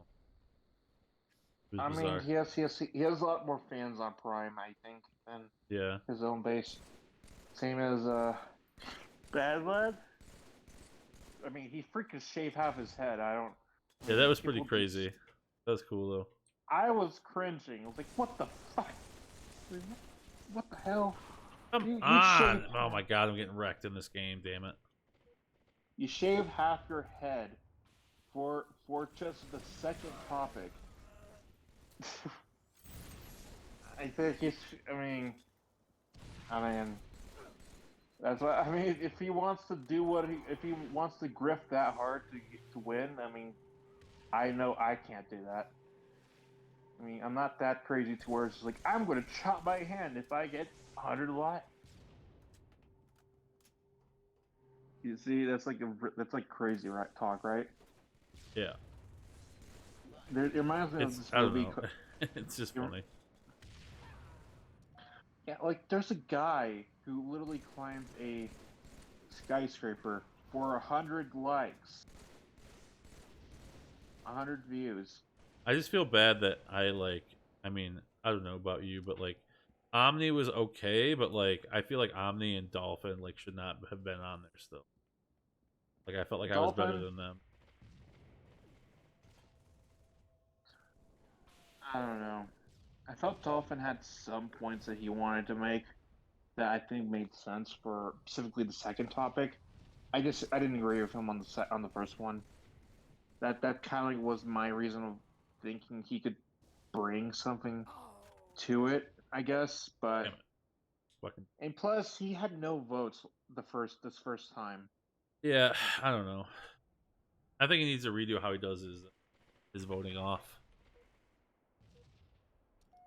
I mean, he easily could be voted off again for the third time, but I mean. Well, I mean, just like in general, like I don't think you should have two people vote, and then if they both vote for the same person, then somebody else should go too. That seems like a bad idea. I don't know. You're probably right, but I mean that I can't. That's all. You have to take what you can get for the panel. Right. I don't know. I think they should do the top 3 votes on the bottom 2. I mean, if you want to run your own panel and do that, sure, for sure. I mean, and I won't. Oh yeah, I'm too lazy for that. I mean, yeah, no, not gonna do that. Yeah, I was. If I ever run a panel or at least a show, it's gonna be boring as fuck because I'll be very specific on certain topics. This is like talking about like this. If I get 5 historians and ask a question, was the Battle of Trafalgar a significant how significant was this to the war of the Napoleonic Wars? And they will go off on that. If you want to go in depth, says, you think the strategy that Wellington did during the Peninsular campaign would work in a different war? Those are kind of questions I would think that would stump most people because one, they're not super into history. Yeah, I don't even know really anything about any of that. Like not enough to speak on. And 2, it's a niche audience, so you're only like, I know what Napoleon did, or like I know it's like not Napoleon, but like the Battle of Trafalgar or whatever. Yeah, I don't even know what that battle is, to be honest. Think of Pirates of Caribbean, but it's like French versus British people around where what's that rock in the edge of the Mediterranean called? The Rock of Gibraltar.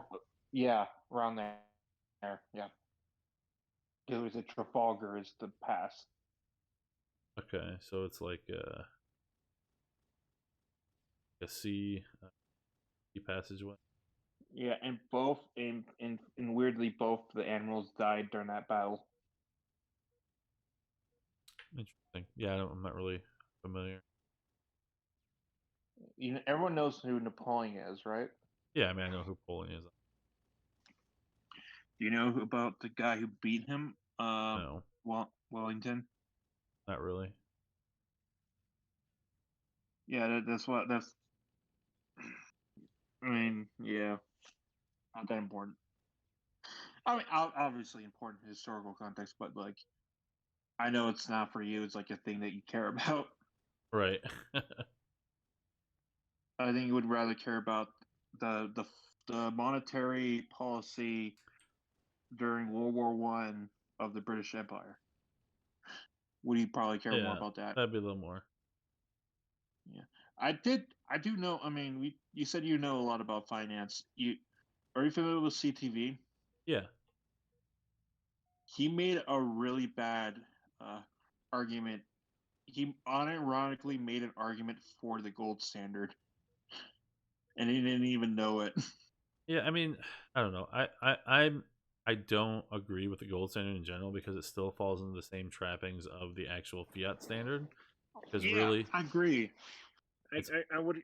Yeah, and it's just the guy, unironically, I mean, he was drunk at the time. Was like and I was like basically in a debate with him, and Vosh was there too. Oh wow, that seems fun. And he was like arguing unironic because like we need to have more the value to the gold to be the main place of our economy, and I was like, dude, you don't. Oh my! I can't even do anything in this game right now. You're arguing the gold standard, right? And he just left. Yeah, so I think that I think the only way you can actually break down like monetary value is in units of. And I think that's the only actual like quantitative thing we can have, because if you think about like money itself, obviously doesn't have any actual value except what we give it, right? What we believe it has. Yeah. Same thing with gold, right? Like, why is gold valuable? Like, because it's a precious metal. Like, who the fuck cares about actual gold when things break down, right? Nobody cares. Like, a bar of gold is useless if you can't have water or food, so it has no bearing on it. But when you get down to like units of work and like how much work you can trade for like a specific good or other people's work, that is what actually matters. So I think that's the only way you can really break it down. Logical way. Yeah, like, and I understand the caveats of different systems, like a Keynesian system does answer the questions for certain theoretical points that are done for stimulus packages, but doesn't answer the questions about stagnation. And I got like 0 kills in that game. That was awful. Terrible. So was that understandable about that part? I'm not really 100% familiar with Keynesian system, but Keynesian, yeah. I know I understand like some Keynesian economics, but like I just think that the whole problem with like basically everything is all just pretend in the house of cards, and until it breaks down, there's no way that we're going to change that. But I don't necessarily think that it's wrong. Like, I think it's fine to do, except that have to make sure we keep it in check. And I think that's the problem we're having now, not keeping it in check. Yeah, you're right. And I mean, I agree. It's just I mean, and people argue a lot about certain points I mean, from the right perspective, would say about if you argued for stimulus packages, they would argue, well, the debt ceiling is too high, you know. Yeah, there's always going to be debt, you know. I mean, there's no way around that, especially with the current system we have. But the problem is we take too many borrowing when it comes to like raising revenue and stimulus packages, whatever, $6 billion or $1 billion this last year, and all the different packages. Like, it's just making the money printer go burr. It's eventually going to catch up to us, and the Fed's not going to be able to keep the rates in check enough to actually create the artificial inflation like we had so far. Like, inflation should be so much higher than it already is, but it's been artificially reduced because of the Fed. But that's why we're going to see these spikes now. Eventually, yeah. I mean, that's usually the answer for Keynesian stuff, but I don't think. I think the other versions, like the Austrian school or the Chicago school, is way more reductive to an economy than like a Keynesian. All right, everybody. I'm going to end the stream here. Thank you guys so much for hanging out. I appreciate it. Shoot me a follow. I appreciate it. You guys take care. Thank you very much. Peace.